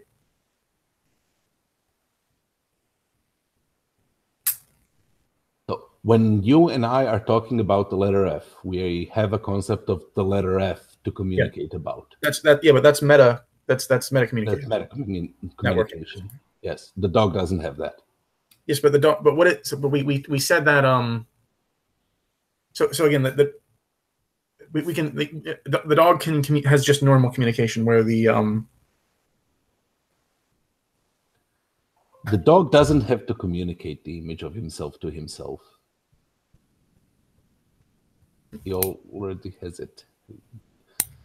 There is a protocol between the eye and the brain, but no, I'm talking about like imagination, right? So when a dog is thinking to himself, there's a difference between the symbol. So like there's a difference between the symbol, the sign F, which is a conventional sign, and the symbol of like of oh no, that's not good. How to like, so if I imagine a picture of my hand, right? So like this is the actual hand, but if I imagine it, I'm not like I'm conceptualizing it as a hand, but like the image and the concept are different. The image in my mind is distinct from the concept. Right? So, you know, just as when you see a hand. Yes, but that's because your brain can do shorthand. Like it literally can do variables. It doesn't even have to think about what a hand is. It can just say hand, and that's good enough, right? Well, no, like I can just it's one thing to speak of hands, right? Just say like just the word hand, and I got the concept of hand. It's another thing to imagine a hand. Yeah, is it? How so? Because one is an image and the other is just a sound, right? So the word the sound hand isn't a hand. Hand, that sound isn't a hand. But when I think hand in my mind, But I'm you thinking, don't. That's what I'm saying. Your brain doesn't work that way. It doesn't think the word hand. It just triggers all the switches for hand, both the auditory for the word hand, both the visual for what a hand looks like, and which recognition patterns it triggers when you, right? But it doesn't actually have to do all those things. When you sense things, when you communicate things, your brain processes it, and then when it determines what it is, it flips a switch. When you're thinking, it just flips the switch. Right? I don't know. It's So, like, I don't know if so. There's a distinction that I'm trying to make, and I'm not sure if I succeeded at making it. Like, do you know how, like, so like the image of a hand, which is on your screen right now, yeah. and the word hand, that sign HAND, those aren't the same thing. No. But one signifies the other. Yes. They all flip the same switch in your brain. But like on a subjective level, they're fundamentally different. One is literally a hand. The other is just the word hand. And that's kind of the distinction that between local reality and you are in no way at all perceiving a hand. You have no direct perception of the hand. You have the signals that are coming through your nerves that are informing your brain that you're feeling a hand. You have signals that are coming through your eyes that are telling your brain that you're seeing a hand, and you have the auditory information that you have learned to associate with that concept. But the concept inside the brain is just an abstract piece of information, which is the placeholder for that concept. It's triggered by all of those things, including the Mickey Mouse hand with 3 fingers and 4 fingers. Yeah, but like that, there are these various associations is irrelevant to the fact that like just as you can see the hand pictured on your screen, so in your mind you can just imagine a hand, even Yes. I'm doing it right now. But that is distinct from the letters HAND. It is distinct from the sound hand, right? And now these are all connected, but the concept hand and the image hand aren't the same thing. One is something that is connected, right?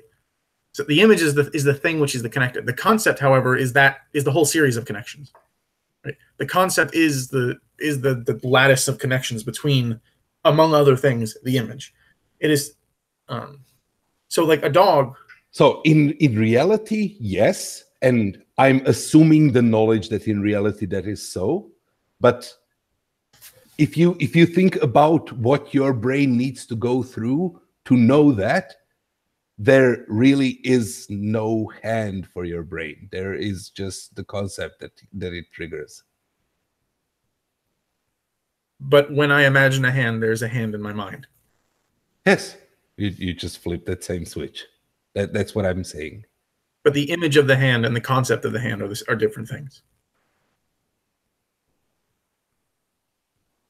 So that's all I'm attempting to establish is that it's the obvious distinction. Oh, yeah. You're breaking up a little bit, but that's fine. I know it's a pointlessly obvious distinction, but it has a lot more weight. Okay. Because it's obvious distinctions tend to get lost in philosophy. So there's a distinction between the concept and the image, between the word, the word gets in. So the concept and the image. The idea is that there can be an infinite number of images of all various types, but there's one concept under which all those images fall. Okay. So similarly, the images can be sort of indefinite and they're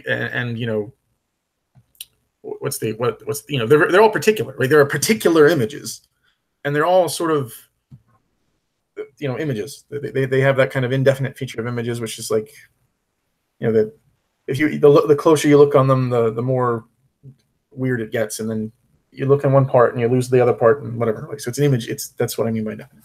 Concept is different. Concept is universal, right? It applies to multiple different individuals. It is individual in itself. There is one concept, but it is universal in the sense that that multiple different individuals instantiate the concept or the concept applies to multiple different individuals, or individuals do not apply to other individuals, at least not in that sense. And the concept is, compared to the individuals, definite. It is clear and distinct. It is whereas how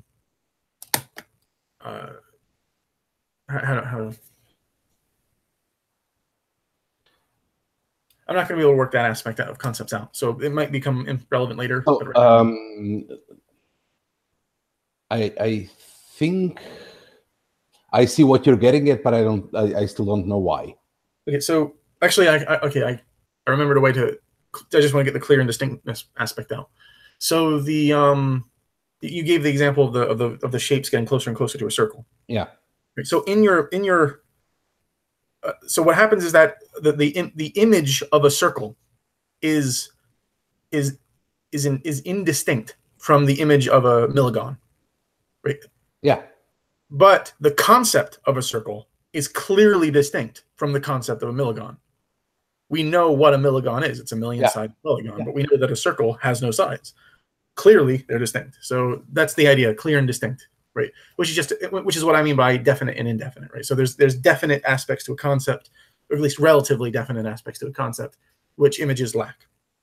Okay, so what we have then is that when you ask what a thing is, you're conceptualizing. One of the things which are part and portion to a concept. So, and again, another thing is that animals cannot conceptualize in a way that we can. Right? In a way that we can, yeah. Okay.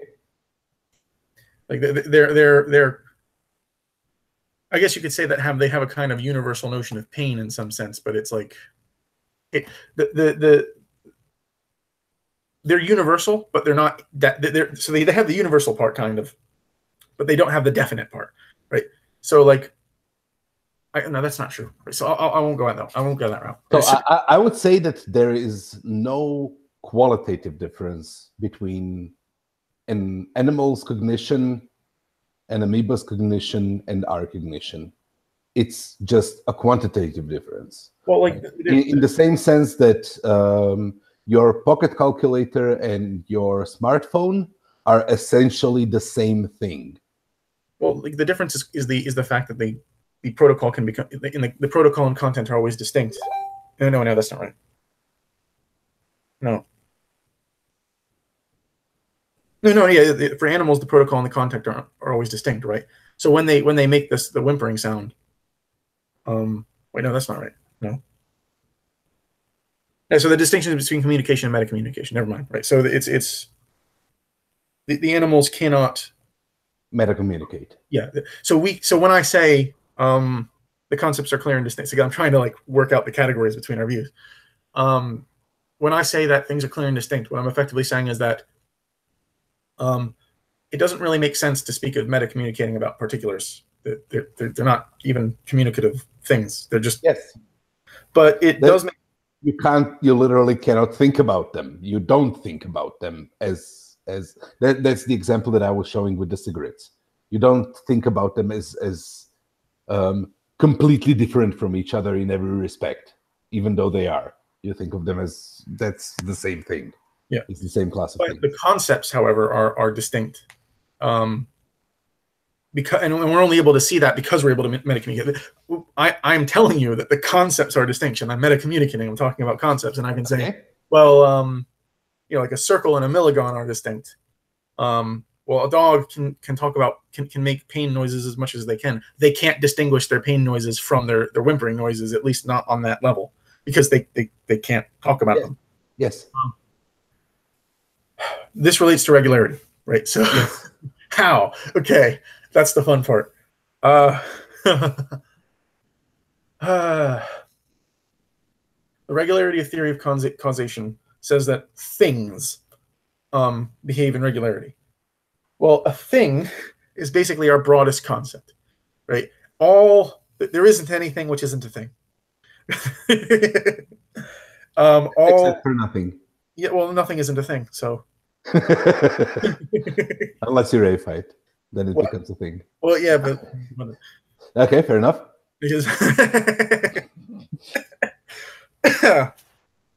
so to see something as a thing is to conceptualize it. Yes.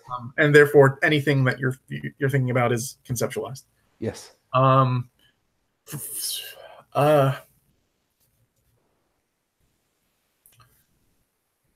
If you want to speak of regularities, then whenever you speak of a regularity, it's always a regularity of some thing, but more specifically, some sort of thing, right? So you have, all that's a bad example because mass is too general. You can say that all example, there are infinitely many things here. Some things there are 2 cigarettes. There is the distance between those 2 cigarettes. There is the thing that these 2 cigarettes are parallel or nearly parallel. There is the thing that they're oriented in the same direction. Those are all different classes of things. Orientation, correlation, distance, right? Are relational things, which aren't physical things, but are still there. Whereas the 2 cigarettes are physical things. So yeah, well, this is actually, we're getting to the part of my view which actually needs to be developed a lot more. But so yes, there's all the properties. So in Aristotelian theory of categories, there's a distinction between, so these are the sorts. Right? There's the most general sorts. The word thing is in a sense the most general sort, but at the same time, it's actually it's kind of too general, right? So there's the cigarette, right? But then there is the relationship. So there's the I'll use that's whatever. Okay. Yeah, fair enough. We categorize these 2 as objects, and they have a bunch of properties. They have weight, they have color, they have distance. So there's relational properties, there is quantitative properties, there's one of these, one of this.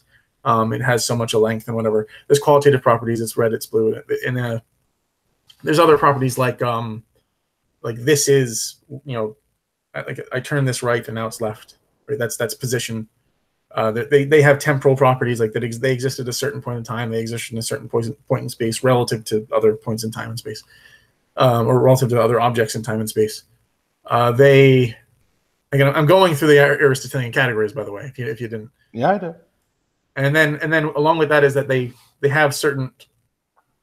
So being left and being right isn't position. It isn't space. Isn't location. It's position, which is to say, well, it's the result of being moved in a certain manner, and then like that is hit, right? So it lays hit, right? That's the result of being acted upon.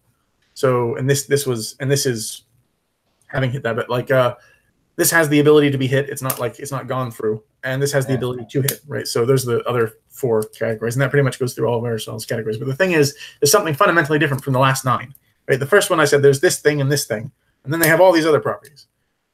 The first category is the most thing of all the things, because it's a thing in itself, as opposed to thing in another, right? So there is something about this thing, which is distinct about the redness of the thing. Yeah, the redness of the thing is itself a thing. But the redness of a thing is always the redness of a thing, right? But there is something about that thing that makes that thing that thing. Yes, but the thing is that the thing about this thing is that it's fun. Yeah, the thing about this thing is that it's a thing in itself. It's distinct from the red thing, which is a thing in another, because the red thing is it is the redness of the thing in itself. We already know. I'll say a pen because I can name it. The pen, and the blackness of the pen is the blackness of the pen. The blackness can't exist in itself. It always has to exist in another, right? So that's the distinction between a substance and an accident, right? And same thing with all the other accidental properties. There's a bunch of them. There's a qualitative property, like blackness. There's quantitative properties. There's one of this, or it has a certain length or whatever. But it's always the length of this, right? It's always the weight of this. It's always it's always of something in itself, some substance. And again, there's the relational properties. This is to the this is to the right or to the left of this. Wait, no, actually, so this is to the right is to the right of this. But so you see the to the right of exists in this thing, right? It's the right. It is the this is being to the right of this is a property of this thing. It always is in relation to that thing. Yeah. Yeah, but the relationship exists in this thing, right? And so it's the relationship exists in both of those things. Well, it depends on how you define relation. Yeah. So that you can say that the relation exists, quote unquote, between them. That's sort of how the Platonics talk about it. But Aristotle would say that there's a relation and a correlation. Right? There's the relation which is like to the left of, and then there's a relation with it to the right of. And whenever you have something which is to the left of another thing, you always have to the right of. So to the left of relationship exists in. Okay, fair enough. So you get the idea. One relation exists in one thing, the other relation exists in the other, and they're both correlated. So that whenever you have one, you always have the other. But the to the left, this is to the left of this. But the to the left of relation exists in this because it is to the left of this, right? And then the to the right of exists in this one because this is to the right of this. And the same thing with position, right? This is left or right. It's this thing is left or right. Well, it's the left or rightness of the pen. I mean, you see the difference. There's always a thing in itself, and there's always a thing in another. So the most thingity thing that there is that ever thinged is a thing in itself, and all other things are things in another, and they're less things than the thingity thing. That's the thing in itself. Okay, fair enough. And that's the type of thing. That's the sort of thing that I was talking about when I said, when you know of something. I mean, like, it's also true of the other things, but but most primarily it is true of substances. So of things in themselves, rather than things of another. So when you conceptualize a thing, you conceptualize it in itself, right? And you can hear Spinoza there. No. Why? When you conceptualize of a thing, you conceptualize it in your brain. Well, no. I mean, the concept is of the thing in itself, right? So okay, that's not true. So yeah, okay, fair enough. I think I see what you're saying. So okay, like let me try to put this another way. So when we want to talk about regularities, it is always the regularities of things in themselves, right? Because the regularities are the way things are the way properties adhere in things in themselves. So we want to say that there's a regular rule of how things fall. Well, blueness doesn't fall, right? Yeah. To the left of doesn't fall. No, it's a thing in itself which falls, right? It's always a substance. It's always a thing in itself. It's always whatever you want to call it. Ding on seek, right? So what happens then, however, is that it's the things in themselves which laws append to. Which means that, and again, we remember this is a categorization thing, right? So the laws are always of things, which means the laws themselves are things in another. The regularities are things in another, which means the regularities have a secondary kind of being. Yes. With the things in themselves having the more primary being. Yes. What this means is that you know how a thing will behave by knowing what it is. By virtue of having conceptualized what a thing is, you know how it will behave, because how a thing will behave is a part and portion of what a thing is. By the virtue of having conceptualized what it is. Yes. Okay. Yes. But realize just to point out the distinction, that is not the same as by the virtue of what it is. Well, what it is its concept. See, that's the distinction between local reality and general reality. This cigarette exists.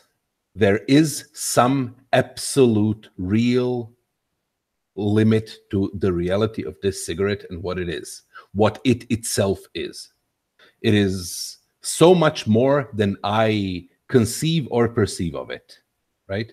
Mhm. It glows in the infrared. It has some inherent radiation, right? Yes, but it's Stuff always like the that. radiation of the cigarette. Yeah, no, those are the properties of it that I'm not aware of, that I know of incidentally.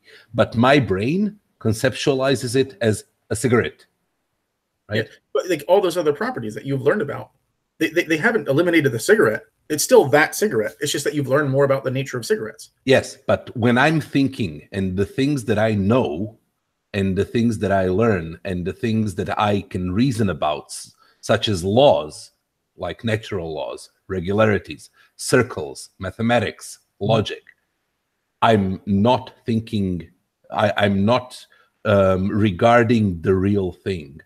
I'm regarding the concept of the thing that I have in my head. And that's the relevant piece of information that I'm using, right? I'm using the shorthand. I'm using You realize the circle. to even say that you're not regarding the real thing is to presuppose that there is a thing in itself to regard. Yes, I do suppose that. I assume that. That's what I mean when I say that I assume that I know things. I assume that those things that are conceptualized in my head, though I know that they're imperfectly conceptualized, are in some way connected to reality. Yeah. So, but the specific way in which they are connected to reality is, at least roughly, as is described by the laws of physics, by the regularities of nature. But that's By the regularities of nature, laws of physics explicitly are conceptualizations themselves. They are circles. They are rough approximations that work out well enough for our purposes. Okay, so they are regularities. Okay, but the very notion of a regularity is always a regularity of something, namely a thing in itself. Though perhaps Okay. it can also be a regularity between things, so it can also be relational to a degree. But even relations presuppose things, so it's still things in itself. So it's either the regularities of things individually in themselves, or the regularities of sorts of things, or of the interactions between things of different sorts. But those things, what sort of thing it is, what class of thing it is, what regularity exists, those I think I conjecture are things that happen inside the mind. Right? There is some regularity in nature, but that's not the regularity that we ascribe to it. We simplify and abstract things by virtue of being what we are. Do you understand what I'm saying? I think I'm not sure. Does this relate to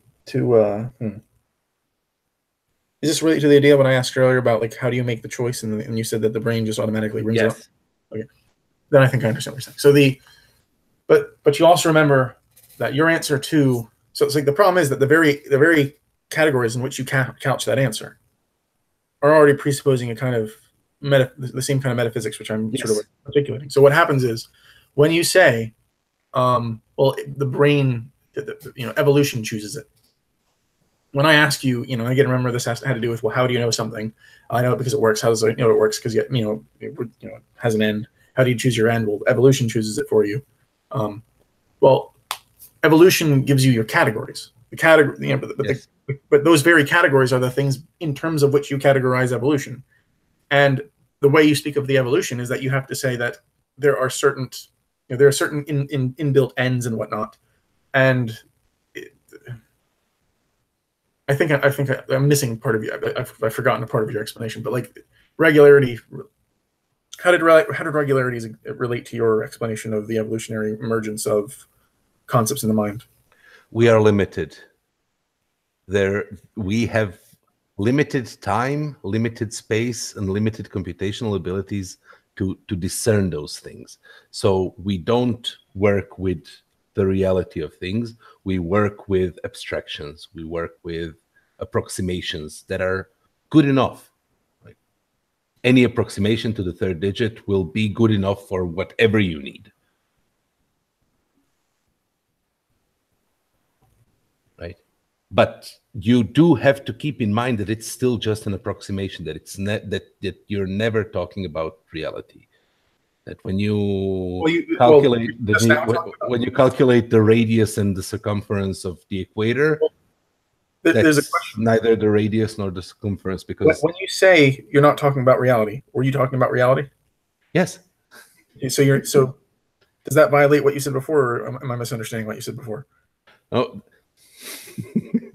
that's the distinction between local reality, the thing that you can conceptualize, the thing that's in your head, the thing that you can be like. So there are things that are regularities by any definition, which you cannot be aware of, which you cannot conceptualize of.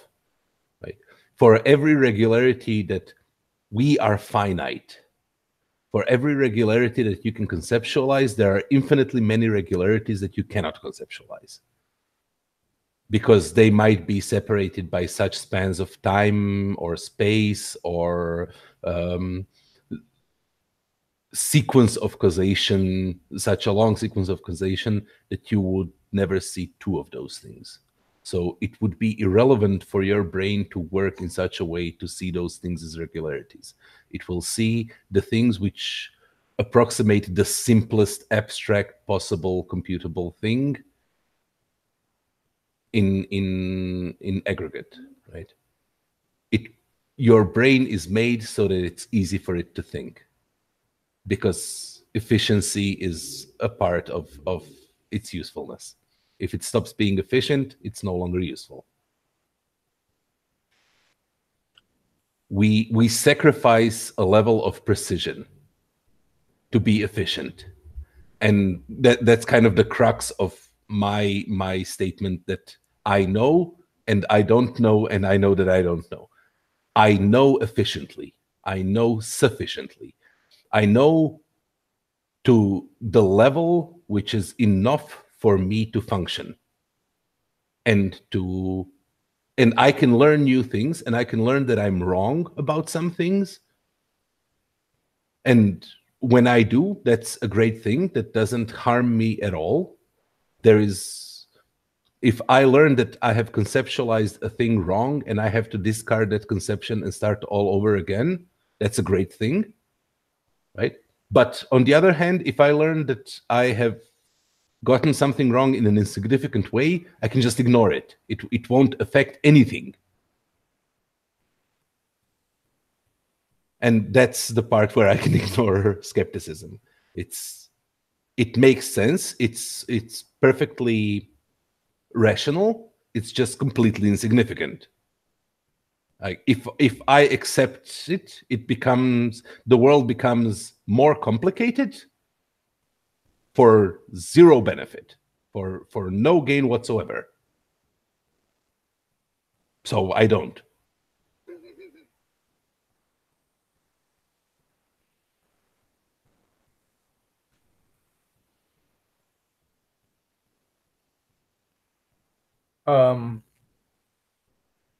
Okay, so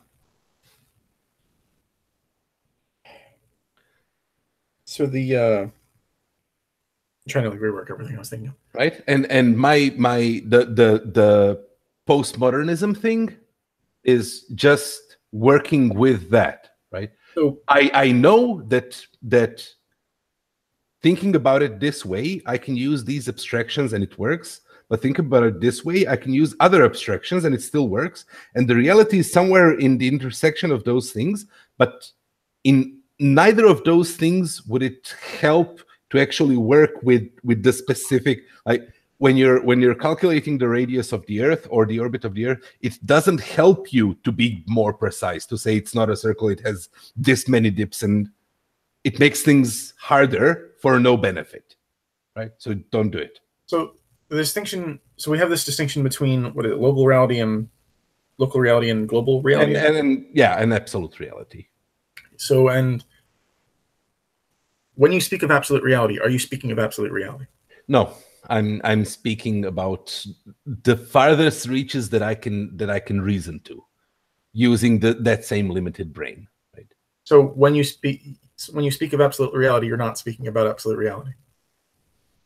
I cannot conceive of absolute reality. I can barely guess that there is such a thing, and to some degree, as I said, I simply assume that there is such a thing until proven otherwise.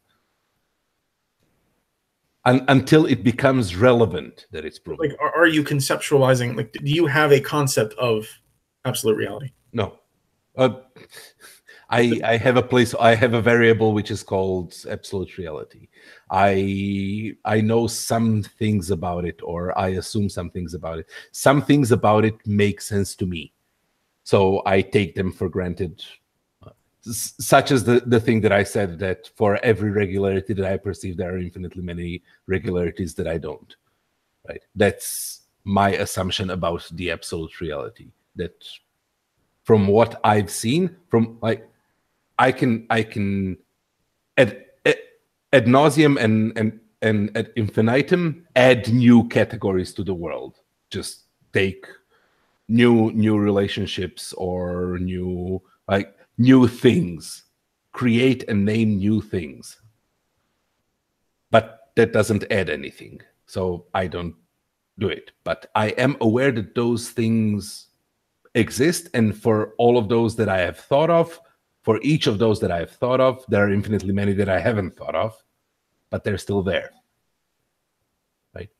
And the fact that I am wired to see some of those as relevant, and that some of those I see as useful and some of those I see as useless, does not invalidate them as realities. And some of them might be significant in ways that I cannot think about, that my brain is not wired to process. The thing that I'm not getting is, like, how do you have the category in the first place then? How can you so much as have, if you how can you so much as speak of ultimate reality if by virtue of speaking of it you're failing to speak of it? I thought I spoke of it very eloquently. I don't. So I'm still not getting it. Sorry. I'm like. So, like, one thing you would say is that, like, you can barely even guess about it, which suggests that you can't. Here's a concept that might help: dark matter and dark energy. We know literally nothing about it, except that there is expansion in space and there is gravitic attraction where there should be none, according to everything else we know. We don't know what it is. We don't know where it is. We don't know how it is. We don't know how it functions. We have many ideas and possible categories, classes, or conceptualizations of the thing. But it's sufficient for us to say it's dark matter until we learn more, right? It's a placeholder. It's a variable. It's just, so it's something. Okay. This is something, and that thing, there is a reality there. I know for a fact that there is a reality of what black matter is, right? Yeah. But of that reality, I know next to nothing, except that it's there and that it attracts things, and that I can't detect it. So it's like, right? The way we might just be catching things out differently. Like, so I would say that you are speaking of absolute reality. It's just that all you know about it is that it's there. That's about it, really. But I have noticed that it's important to make the distinction between, because if you conflate the two terms, if you equivocate them, then it's very easy to come to conclusions which are unbased, because your brain will abstract that thing away and will, like, my brain will think about dark matter as an object, as particulate object, and will come to conclusions based on the things that it just assumes because it thinks about other things that way, right? Even though I know that I don't know anything about it. You don't even know if it's a thing in itself or a thing in another. Yeah, you just know that exactly. Okay, so, right. my brain will make things as calculable as possible. It will abstract away all the detail. It will put things into categories according to, it will also say that this is a cylinder. It will also say that this is a circle, right? It will say that, but it will tell me that things are violet, even though that color doesn't exist. No, not violet, but lilac. Yeah. Even though that color doesn't exist in the spectrum. Even if you don't know whether or not it's a thing in another and a thing itself, you do know that if it's not a thing in itself, then there is something else of which it is a thing of. Yeah. Because that's just how the category systems works out. That's just that's what it is to have a variable, right? That's what it is for something to exist in your mind, to be presented in that manner, right? So what you know then about this thing is that it's intelligible. Is that it can fit at least into the most general of your categories, and therefore it follows the logic of the most general of your categories. And that kind of becomes a problem when you start delving into quantum physics and the weirder parts of natural sciences. That there are things which literally don't fall into categories or fall into multiple categories, and we literally don't have the tools to think about them. So we think about them as dualities, as particle wave duality, even though it's neither a particle nor a wave nor anything in between. It's a field. We have the tools, fields. Yes and no, and what's a field? And so it's a field. It's its own sort of thing. I know, but you don't need to know anything more about it. You don't need to be able to conceptualize. No, you already have conceptualized it. You don't need to be able to imagine it. You can't imagine a field because it's just too big. It's too whatever that is. But you can conceptualize. In the same sense that you cannot imagine what was it, Milligon, right? Milligon? Yeah, but you don't need to imagine it to be able to conceive. Yeah. Intelligibility has nothing to do with yes, but conceptualization of a thing instantly reduces what that thing is. No, it doesn't. Yes, it does. It does the opposite. To reduce. What do you mean by reduce? That might be. It does away with all the detail. Okay, it does away with everything that thing is, except for the concept that's in your head. Yeah, it defines it. Exactly. Yeah, it's indefinite at first. As I said, the images are indefinite, and when you give a concept to it, it defines it. Yes. Yeah. And there is a distinction and a difference between how my brain defines things and how I define things and what things are. And that distinction is what I'm talking about. Right. So if you're asking me whether I know how I define something, yes, absolutely, sure, right? That would be a difficult thing not to know, right?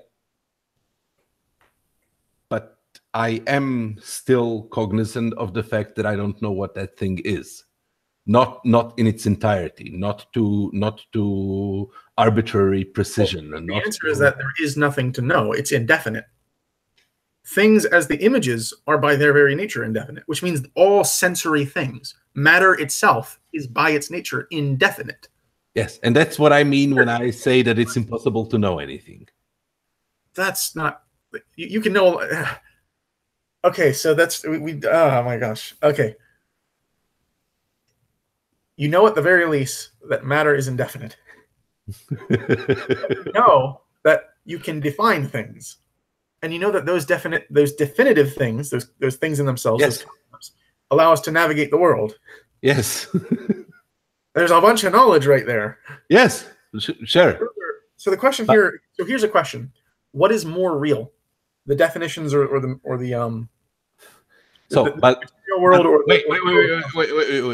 So, what is knowledge? Knowledge is in any meaning of it, and is related to truth, right? Mm-hmm. And what is truth? Truth is by any definition and in any meaning related to reality. But my concept is just marginally related to reality. The indefinite. For my purposes, for my functioning, I can assume that I know things, and I can accept those assumptions. I can accept those definitions, those abstractions as well enough. It works for me. I don't need anything better than that. But that does not mean that I know that thing. Right? Well, so you do know something about the things that you perceive. I know something about the thing that I perceive. Namely, that they're indefinite, right? Further, you know that these indefinite things, that that there are these definite things, concepts, which can teach you more about the indefinite things. So you know that the indefinite things you can learn more about them. In fact, you can learn indefinitely more about them.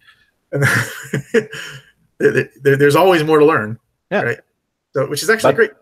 Yes, but the term indefinite and the term concept and the term category and the term class are themselves abstractions that my brain just comes up so that it can function. Right? They are abstractions. So those abstractions are so powerful that they let you say true things about those things which you don't know. You can speak about the unknown. Think of that category, the unknown. Yeah, that's awesome. That's a magical category. You know that because that tells you know something about the unknown, namely that it's unknown. Yes. It's not an empty category. It's not an empty category. But you're able to know things about the unknown, namely that in the same sense that nothing is a thing. No, well, nothing isn't a thing. That's where we're going to disagree. Yes, it is. Like the unknown, so you don't actually know anything about the unknown, right? Yeah. When I say that you know that the unknown is known, well, there is no particular thing that you know that it is unknown, because the minute you can name a particular thing, you already know something about it. Yes, exactly. So you don't actually know anything about the unknown, but so there's a metacognitive thing going. So yes, we know about the category. We know about the thing which is nothing, but we don't know. No. So we know that there is no thing which is nothing. We know that there is no thing which is nothing, and that's a thing. No.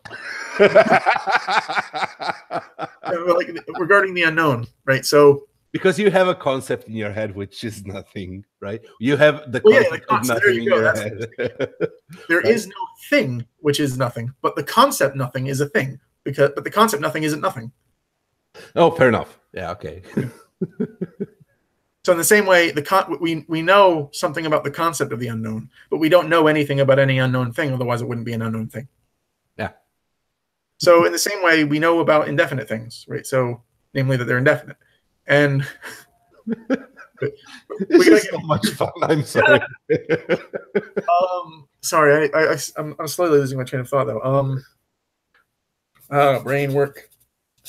Okay, so isn't it love to work at we're working at the boundaries of our conceptual apparatus? It's like,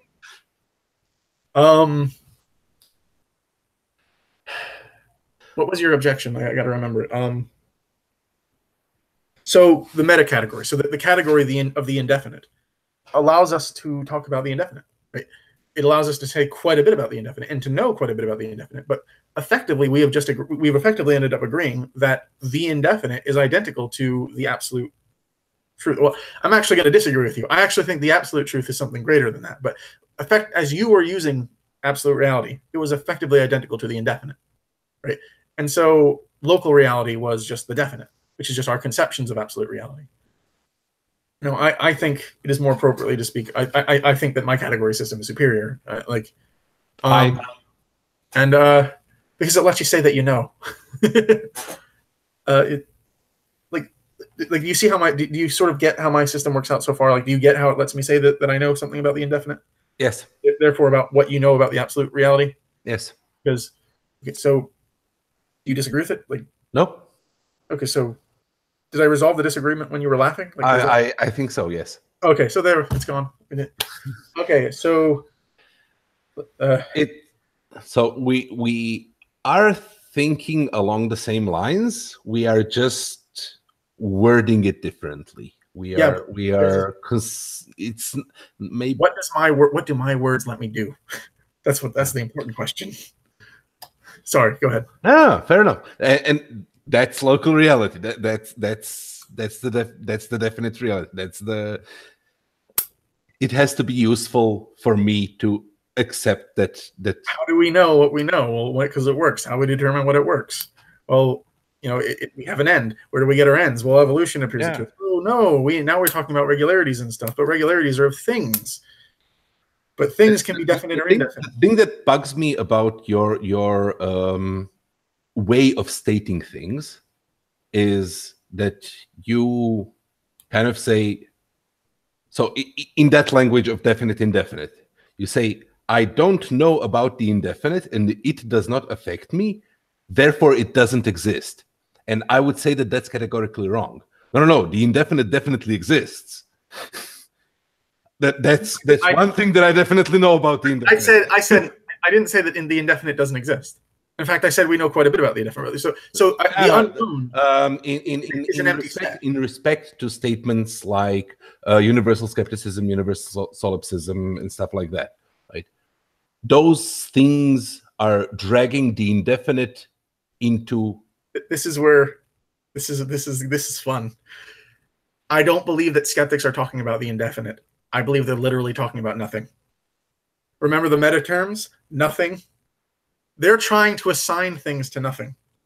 But you see, indefinite is a kind of thing because there are indefinite things and there are definite things. The indefinite things are the images. The definite things are the concepts.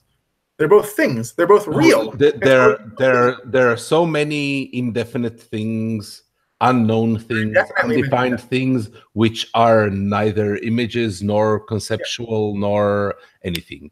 I would say that universal skepticism talks about those things. Those things which are outside our purview, are outside our local reality. Things that you simply haven't thought of. There's the known and the unknown. There's the definite and the indefinite, and there is the thing and the non-thing, right? Thing and nothing, right? Those are these meta concepts. These concepts about concepts.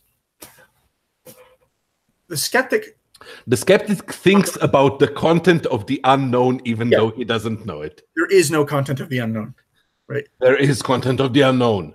The unknown. You just don't know what it is. Yeah, but the minute you know what it is. So the point is, so this is for the local reality versus absolutely. So the point of skepticism are not the exact examples. It's what those examples illustrate. The examples are talking about the known. They are talking about imaginable. They are talking about conceptualizable, to open your perspective to that. For every such thing, there are more things that you haven't thought of. And if you try, you can get to a bit more things and a bit more things. It's futile to do that exercise ad infinitum. You're supposed to make, like, notice the pattern. When you can add infinitely many more things and infinitely many more things, and those things actually affect the outcome of your calculation. So there is the known, and there's the definite known and the indefinite known. But the question is, well, is there an unknown which is neither definite nor indefinite? No, there can't be, because definite and indefinite are exhaustive. There is no indefinite or non-indefinite unknown. So what we know then about the unknown, we don't know anything about any individual unknown, because otherwise it wouldn't be unknown. But we know about the category unknown, that all individuals which would be in that category if it weren't empty. So because what we find is that, so like, let me explain. So act potency, Aristotle's lovely distinction. All of the unknown is only the question is there anything which is unknown which is not potentially known, right? Because you can actually say that the unknown is not empty so long as so long as you identify the class of the unknown with the potentially known. But then you can say there is the unknown, and then there's the actually known, there's the potentially known, and then there is the thing which isn't even potentially known, right? The question is there anything? So we can say that there are things in the class of the potentially known. Is there anything that cannot be known? Is that it? Yes. That's the question. And I would say yes. And I would say no. I would say that practically. I would say that, and this is here. Let me. Well, practically, okay. So yes, there's practical limitations on our knowledge. Right? I agree with that. Theoretically.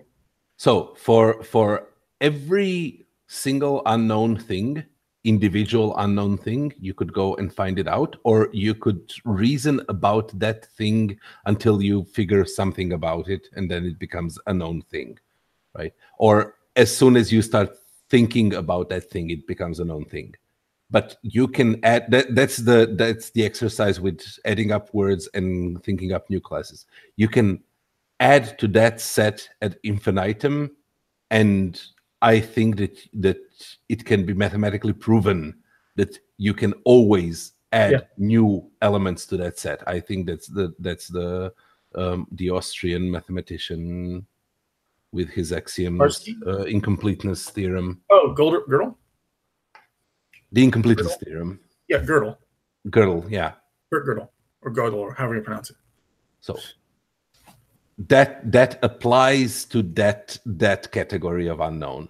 For though you can ad infinitum identify individual things in that set, there will always be infinitely many more things in that set.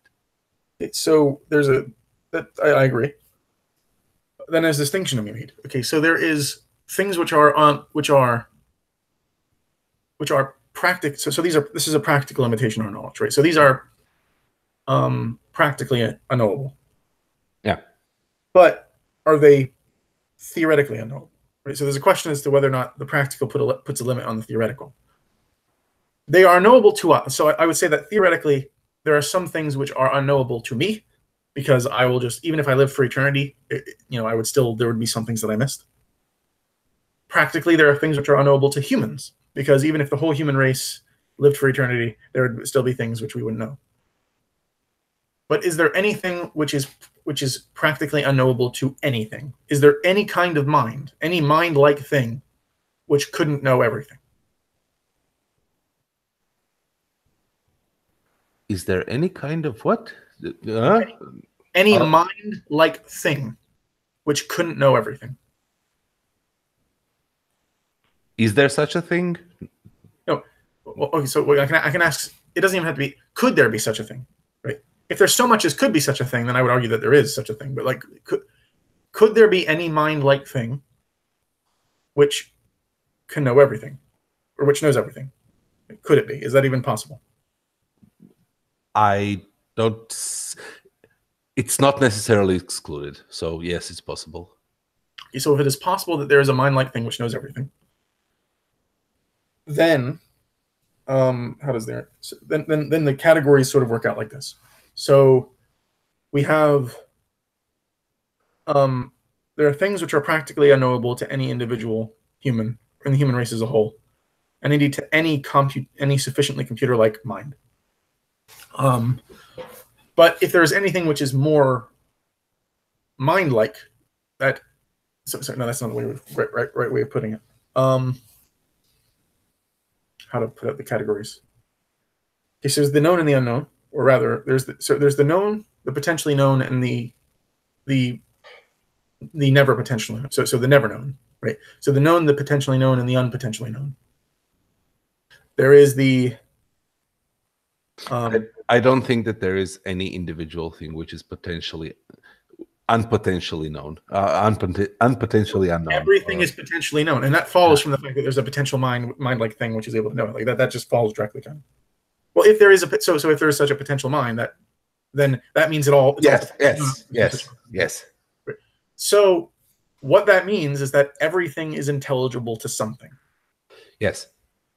Because yes, so long as everything is intelligible to something, which means nothing is unknowable, which means.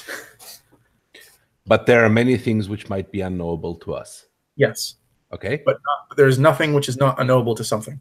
I mean, there's nothing. Yeah, there is no thing which is not unknowable to something. Right. And that's okay. So, okay, I think I've set everything up. Now I just got to like figure out how to make that explain why that's amazing. Okay, so because like okay, so what were we talking about before? Because I think I've just set up everything in the minute. Why was this significant? Why did I bring this up? What led up to this part of the conversation? What did you said you had an issue with how I was speaking, right? So it was something to do with the indefinite, right? So the fact that you insist on defeating skepticism and defeating solipsism, universal solipsism, by saying those things are I'm sorry, I just kind of think differently. So what we have, they're inconsequential. They're remember we have the known, we have the potentially known, and we have the unknowable. But nothing is unknowable, which means everything is everything is knowable, which means everything is either known or potentially known. Yes. Which means both the definite and the indefinite things are either known or potentially known. There is neither a definite nor indefinite thing which is unknown, which means whatever the heck the skeptic wants to talk about, it doesn't exist. That's not the point of what the skeptic wants to talk about. That's a straw man. Okay, so what do you think the skeptic wants to talk about? The skeptic wants to illustrate that the set of potentially known unknowns is infinite. That I agree with that. That's not the type of skepticism which I'm concerned about. Right? So that no matter how much you know, there will always be infinitely many things that you don't. But the question is, do I know any? Is the set of known things empty? And the things that you don't know might affect the things that you do know. No, right? They might affect the things you think you know. It might affect the things that you think you know, right? That it might reveal that your approximation, while locally functional, is utterly wrong. And the brain in a vat example is an example of that. If that were true, so that's not an unknown, that's a known and a conceivable, but it's an example of a thing where you would not be able to know, right? And it might be true, it might be in fact your reality without changing anything about your perception or your local reality. But it's still a knowable thing. You could at some point find out that you are in fact a brain in a vat, and then you would have the higher order of the same problem.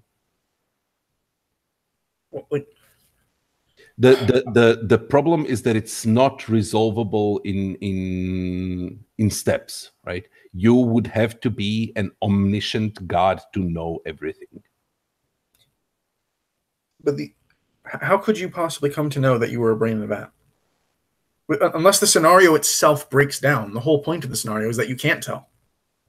No, you cannot tell, but you can be informed. Or you cannot tell until you get the right stimulus to know, right? But what possible stimulus could that be? I don't know. That reality might function along completely different regularities, or right? The very idea of the brain in the vat is that it looks exactly how things would be normally. For the brain in the vat, yes. But that does not mean that. So there is this reality, which is simulated reality for you who are a brain in the vat. It's a hypothetical, right? Around it or outside it is the real reality. Those who have put you in a vat and who are feeding you the information that you are perceiving now can decide to feed you other information. And through that, they can notify you that you are indeed a brain in a vat. How? How? Oh, wait, so like, wait. You can get they can give you the concept of being a brain in a vat. Yeah. But knowledge is not, the having of concepts is only sufficient for conceptual knowledge. It is not sufficient for propositional knowledge. How could you know that you are a brain in a vat? I know what a So- brain in a vat is. Whether you know, for me, you are then jumping across that boundary that I'm talking about the whole time. You could know locally because you have received information, you have received it to the best approximation reliably from the source of the information, from the truth, from those who hold you in a vat, right? yeah, but how would they be able to do that without breaking the scenario? They How can would- break the. Why wouldn't they be able to break the scenario? They can break the scenario. Well, if they've broken the scenario, then we're no longer in the brain of that scenario. You are still indeed a brain in a vat. Yes, but we're not in the brain of that. If they're feeding no you, longer in the brain of that scenario. That's the fundamental difference. yes. So okay. The point. I see what you're getting at. So yes, they can choose to break the brain in a vat scenario. You would no longer be in the exact same being that you are now, because you would be aware of a higher level of reality from that point on, right? Yes. Is that what you mean by then the scenario would be That's part of it. Yeah. Yeah. So the idea is that in order to inform you, the potentiality of them breaking the scenario to inform you, right? Changing all of reality, the entire universe that they're feeding you through a tube. Yeah. It's no longer meant to look exactly as it would look if you weren't in the tube, because they're now informing you that you are in the tube, which means it no longer looks that way. They have changed the way the world seems by giving some means of informing you, which is sufficient to make you believe. Yes, but the potentiality of them informing you of that exists even now. It is conceivable. It is available to you. Precisely because that potentiality exists, I know that I'm not a brain in a vat. How? Because if I'm able to learn that if I'm able to learn that I'm a brain in a vat, that means I'm able to know things, right? If I'm able to know things, well, it also means that I know something. So how to work it out?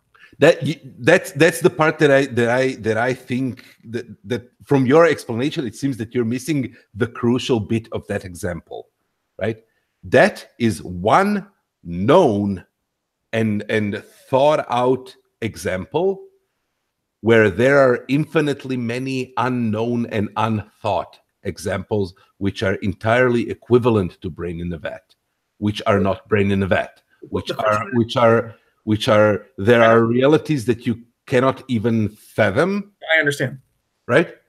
So the skeptic using those examples is trying to give you the first step in the known to point out what else there is in the unknown, what kinds of things can be found in the unknown. Yeah, but the idea is that if there is anything in the known, right? If it's not merely what I think I know, but what I actually know, then skeptic can talk all day. It's no longer important. If I actually know something, if I can say that, then the skeptic has lost his game. Yes. And that, so do I actually know anything? Yes, but that's for me, that's in the realm of he's not wrong, he's irrelevant. It's because he's not trying to say that I am a brain in a vat. He's just trying to say that there are so many possible things which would affect everything that I know on such a scale that it would change the underlying reality that I take for granted entirely, right? But locally, for myself, from my experience, reality is what I experience. And until that changes, there is no reason for me to even take that into account. But that's just what it means. Like, so he's not wrong, he's irrelevant.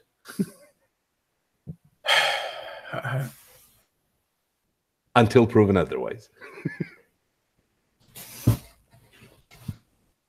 And when I say a brain in a vat, I mean that infinity of thinkable and unthinkable, conceivable and unconceivable things that we're talking about, right?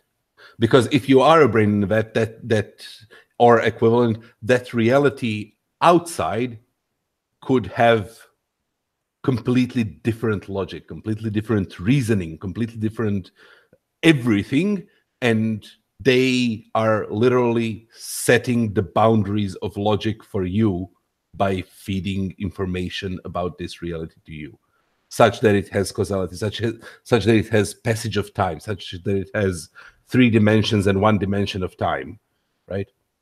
Things which our brains literally are not made to conceive of. Like, what would it mean to have two dimensions of so time? there's a problem with what you just talked about, right? So the skeptic wants to do something like this. The skeptic wants to say, okay, look, we can think of a conceivable scenario, right? Brain in a vat, right? Now, the external world in that scenario is just like this external world, okay? But now, because we can have a conceivable external world, now we can imagine that there's many alternative conceivable external worlds. Instead of a brain in a vat, maybe you're dreaming. Instead of being dreaming, maybe you're deceived by an evil demon. Instead of being deceived by an evil demon, Boltzmann brain. What? Yeah, but now, but the thing is, all of those scenarios are conceivable. Is there any inconceivable scenario in which we could find ourselves in which there truly is beyond all the logic we would employ? Yes. Well, no. Yes, we just cannot conceive of it. But then it's not even a thing. No, then we cannot perceive of it as a thing. But well, thing is a concept. If it's inconceivable, then we can't even say it's a thing. Thing is not a concept. There are concepts of things. Yeah, and concepts are things. And to speak of a thing as a thing is to conceptualize it. It's the dark matter thing. I can say. But remember, we already agreed that that's a thing. Yes. Remember, not a thing in itself. So we don't know whether or not it's a thing in itself or a thing in another, but we know that it's something. Yes, to that extent, yes, you're right. And so far as it's a thing, it's conceivable because we thought of it. No, fair enough. Okay, I take my correction. It's a bitter pill to swallow. Yes, under those terms, all of those things are conceivable, right? By something, somehow, and all of those. They're not conceivable to you. They're not conceivable to me. They're not part of right? That's the whole point. There are things which are inconceivable to you that might be affecting you. They will be part of the actual reality, but they will not be part of the local reality. And you know very little about the actual reality, and all that you know about the local reality, right? Saying that therefore only local reality exists is a categorical error from my point of view.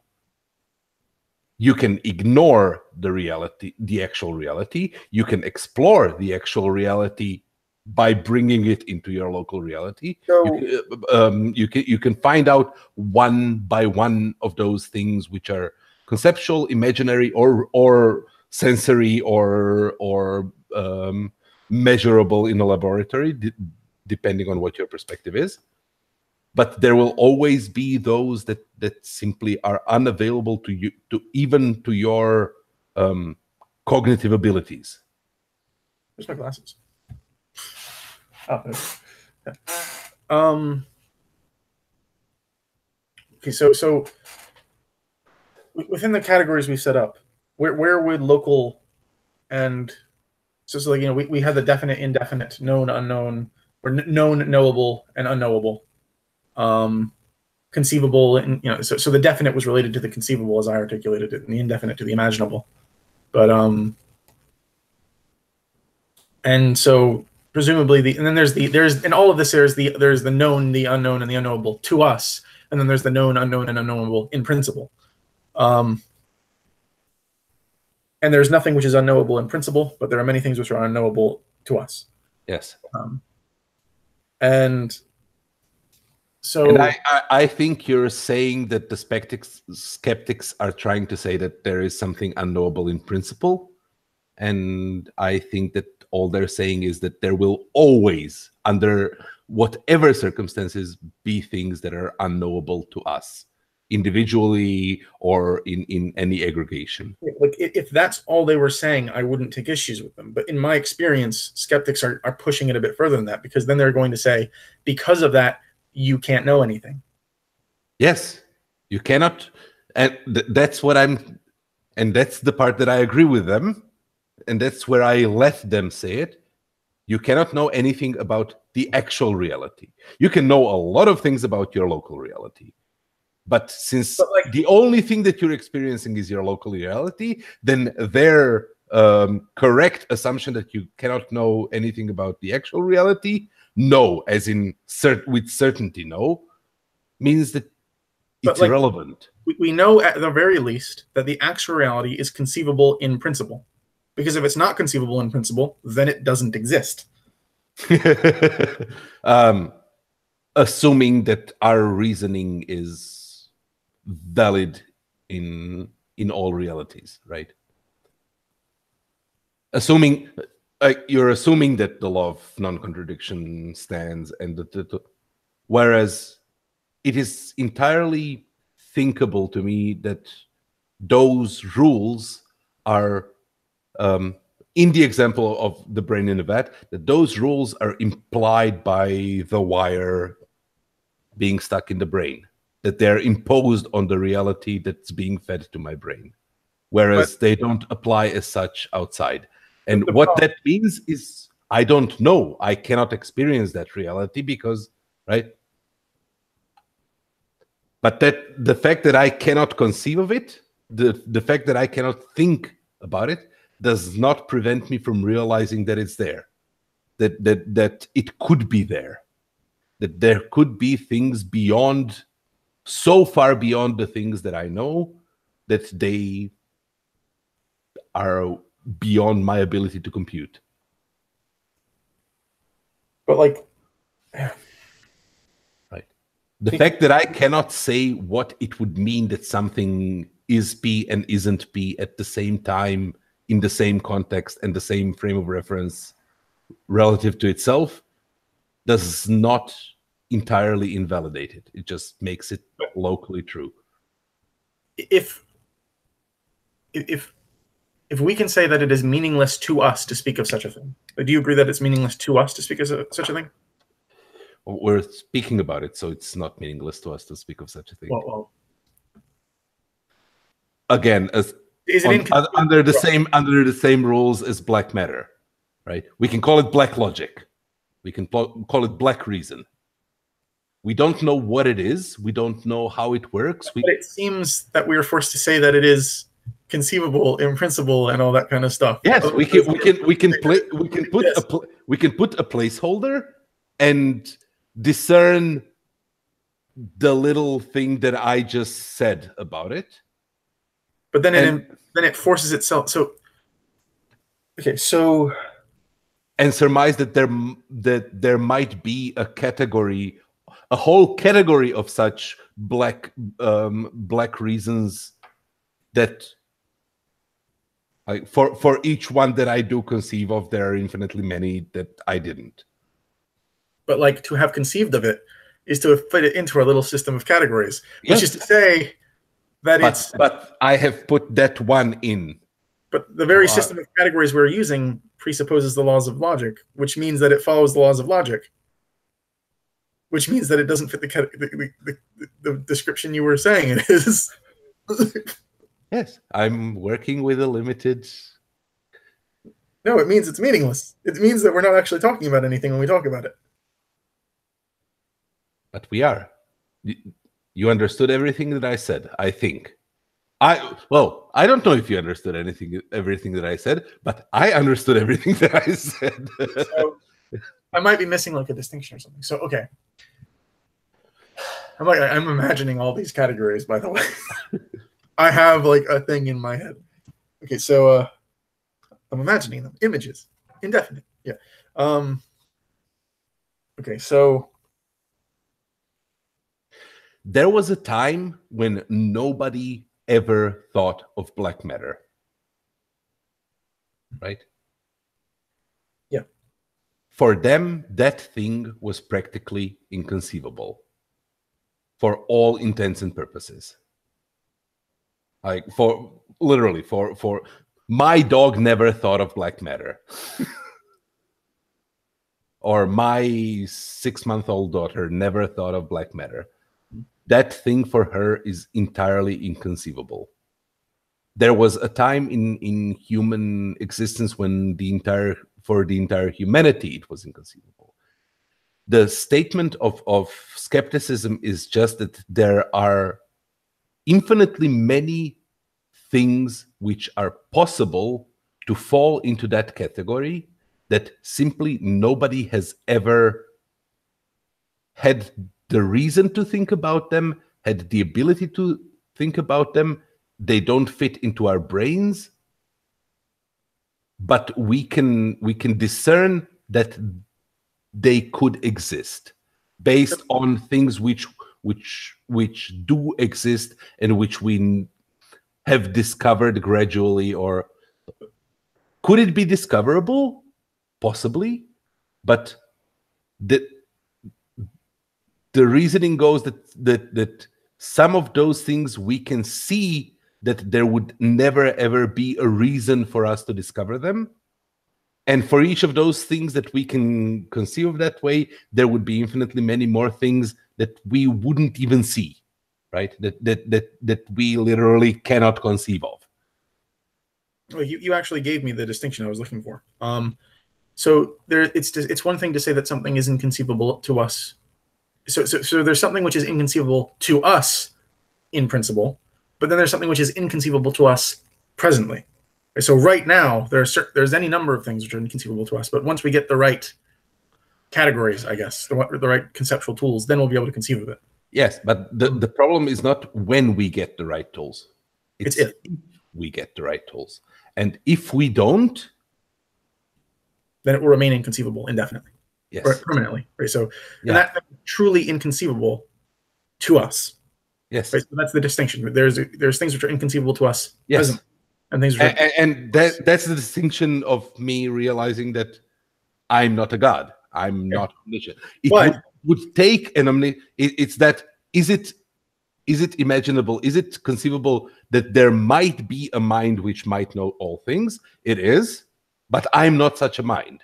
But the point is, by admitting that it is conceivable that there is such a mind, you place that we were always speaking of. You're admittedly so again, like, to go through the thing. So even though there might be some things which are in principle inconceivable to us, there is nothing which is in principle inconceivable in principle. There must be something which in is itself. Yeah. Right. So what that means, however, is that it's conceivable to us that it is in principle conceivable in principle, because we're doing it right now, which means that it's a thing, because to conceive of a thing is a thing, which means that the skeptic is going to deny, which means the skeptic isn't talking about anything. I don't know. I'm sure there's missing a few steps there, but I'm so close, and I know I'm so close. And I know you know that I'm so close, but there's something missing, and I don't know what it is. Like, we keep getting closer. Yes, but that is the epistemic limit. You don't know. You don't know that you can disprove universal skepticism. Under my understanding of what universal skepticism is, right? Well, so I can't, right? But that's, I guess, I'm not sure if this maps on perfectly, but this might relate to my solution, right? So, okay, if I can't do it, then maybe the tradition can. Maybe human race as a whole can eventually. If the humanity as a whole can't, then maybe God can, and that's where the infallible Pope kind of thing comes in, right? That's the solution to the problem, right? But that's so yes, if it's true, that is the solution to the problem. But if it's not, then you have just taken a statement that, if true, would solve the problem. Which is kind of saying, if I had $10 million, I wouldn't have to work. But it doesn't affect reality. Well, there's a question as to whether or not the problem must be solvable. Right? So if it must be solvable, then it is solved, and then that's solved perhaps by that, or perhaps by something sufficiently similar to that. If it is not, if it doesn't have to be solvable, then not. Okay, well, the question is modality, right? Okay, what does it mean for something to have to be a certain way, right? Well, okay, I'm not even prepared. Okay, I'm like reaching my mental. How's your schedule? You said you had to go. Oh yeah, that was an hour ago. Oh, you had to go in an hour 2 hours ago? Yeah. But yeah, I think I should leave. But, I love our conversations, Barney. This is so much. I literally I don't have anybody except for you and MJ to talk about these things. Though MJ has way too much academic knowledge. Like he answers all of those things by not actually going through them, but just by quoting. Oh, this book. Oh, this philosopher. Oh, this theory. Oh, blah, blah, blah. He is solving me in such shorthand that there's no conversation there. There is a conversation there. We do, but I really like this. This is actually tackling the things. I don't care who said. I don't care the name of the. Yeah, I don't. You got it. We're doing things with the things. Yeah, the things. The things. I don't care the name of the philosopher. I don't care what the paradox is called. Tell me what it is, and then we can try to work it out. I'll tell you what I think about it. Yeah. That's the fun part.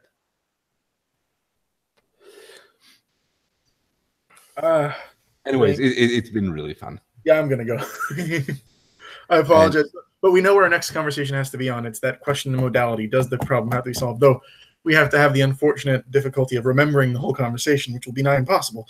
But that's why. So I put this out on my channel, but it's as a private video, and I haven't shared the link with anybody. So I can give you the link if you want to review it.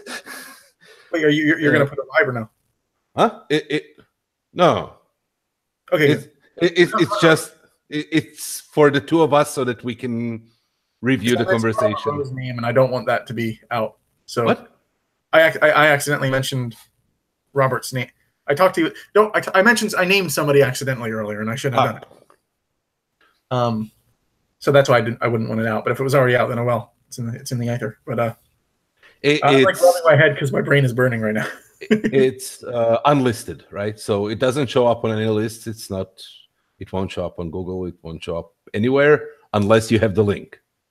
And only I have the link, and I will share the link with you so that you can review it. You shared it on the Facebook app? I will send it to you here.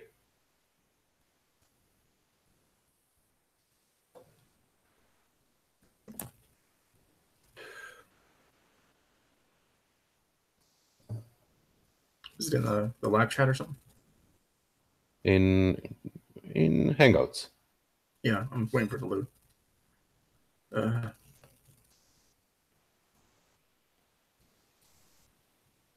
There it is. Okay.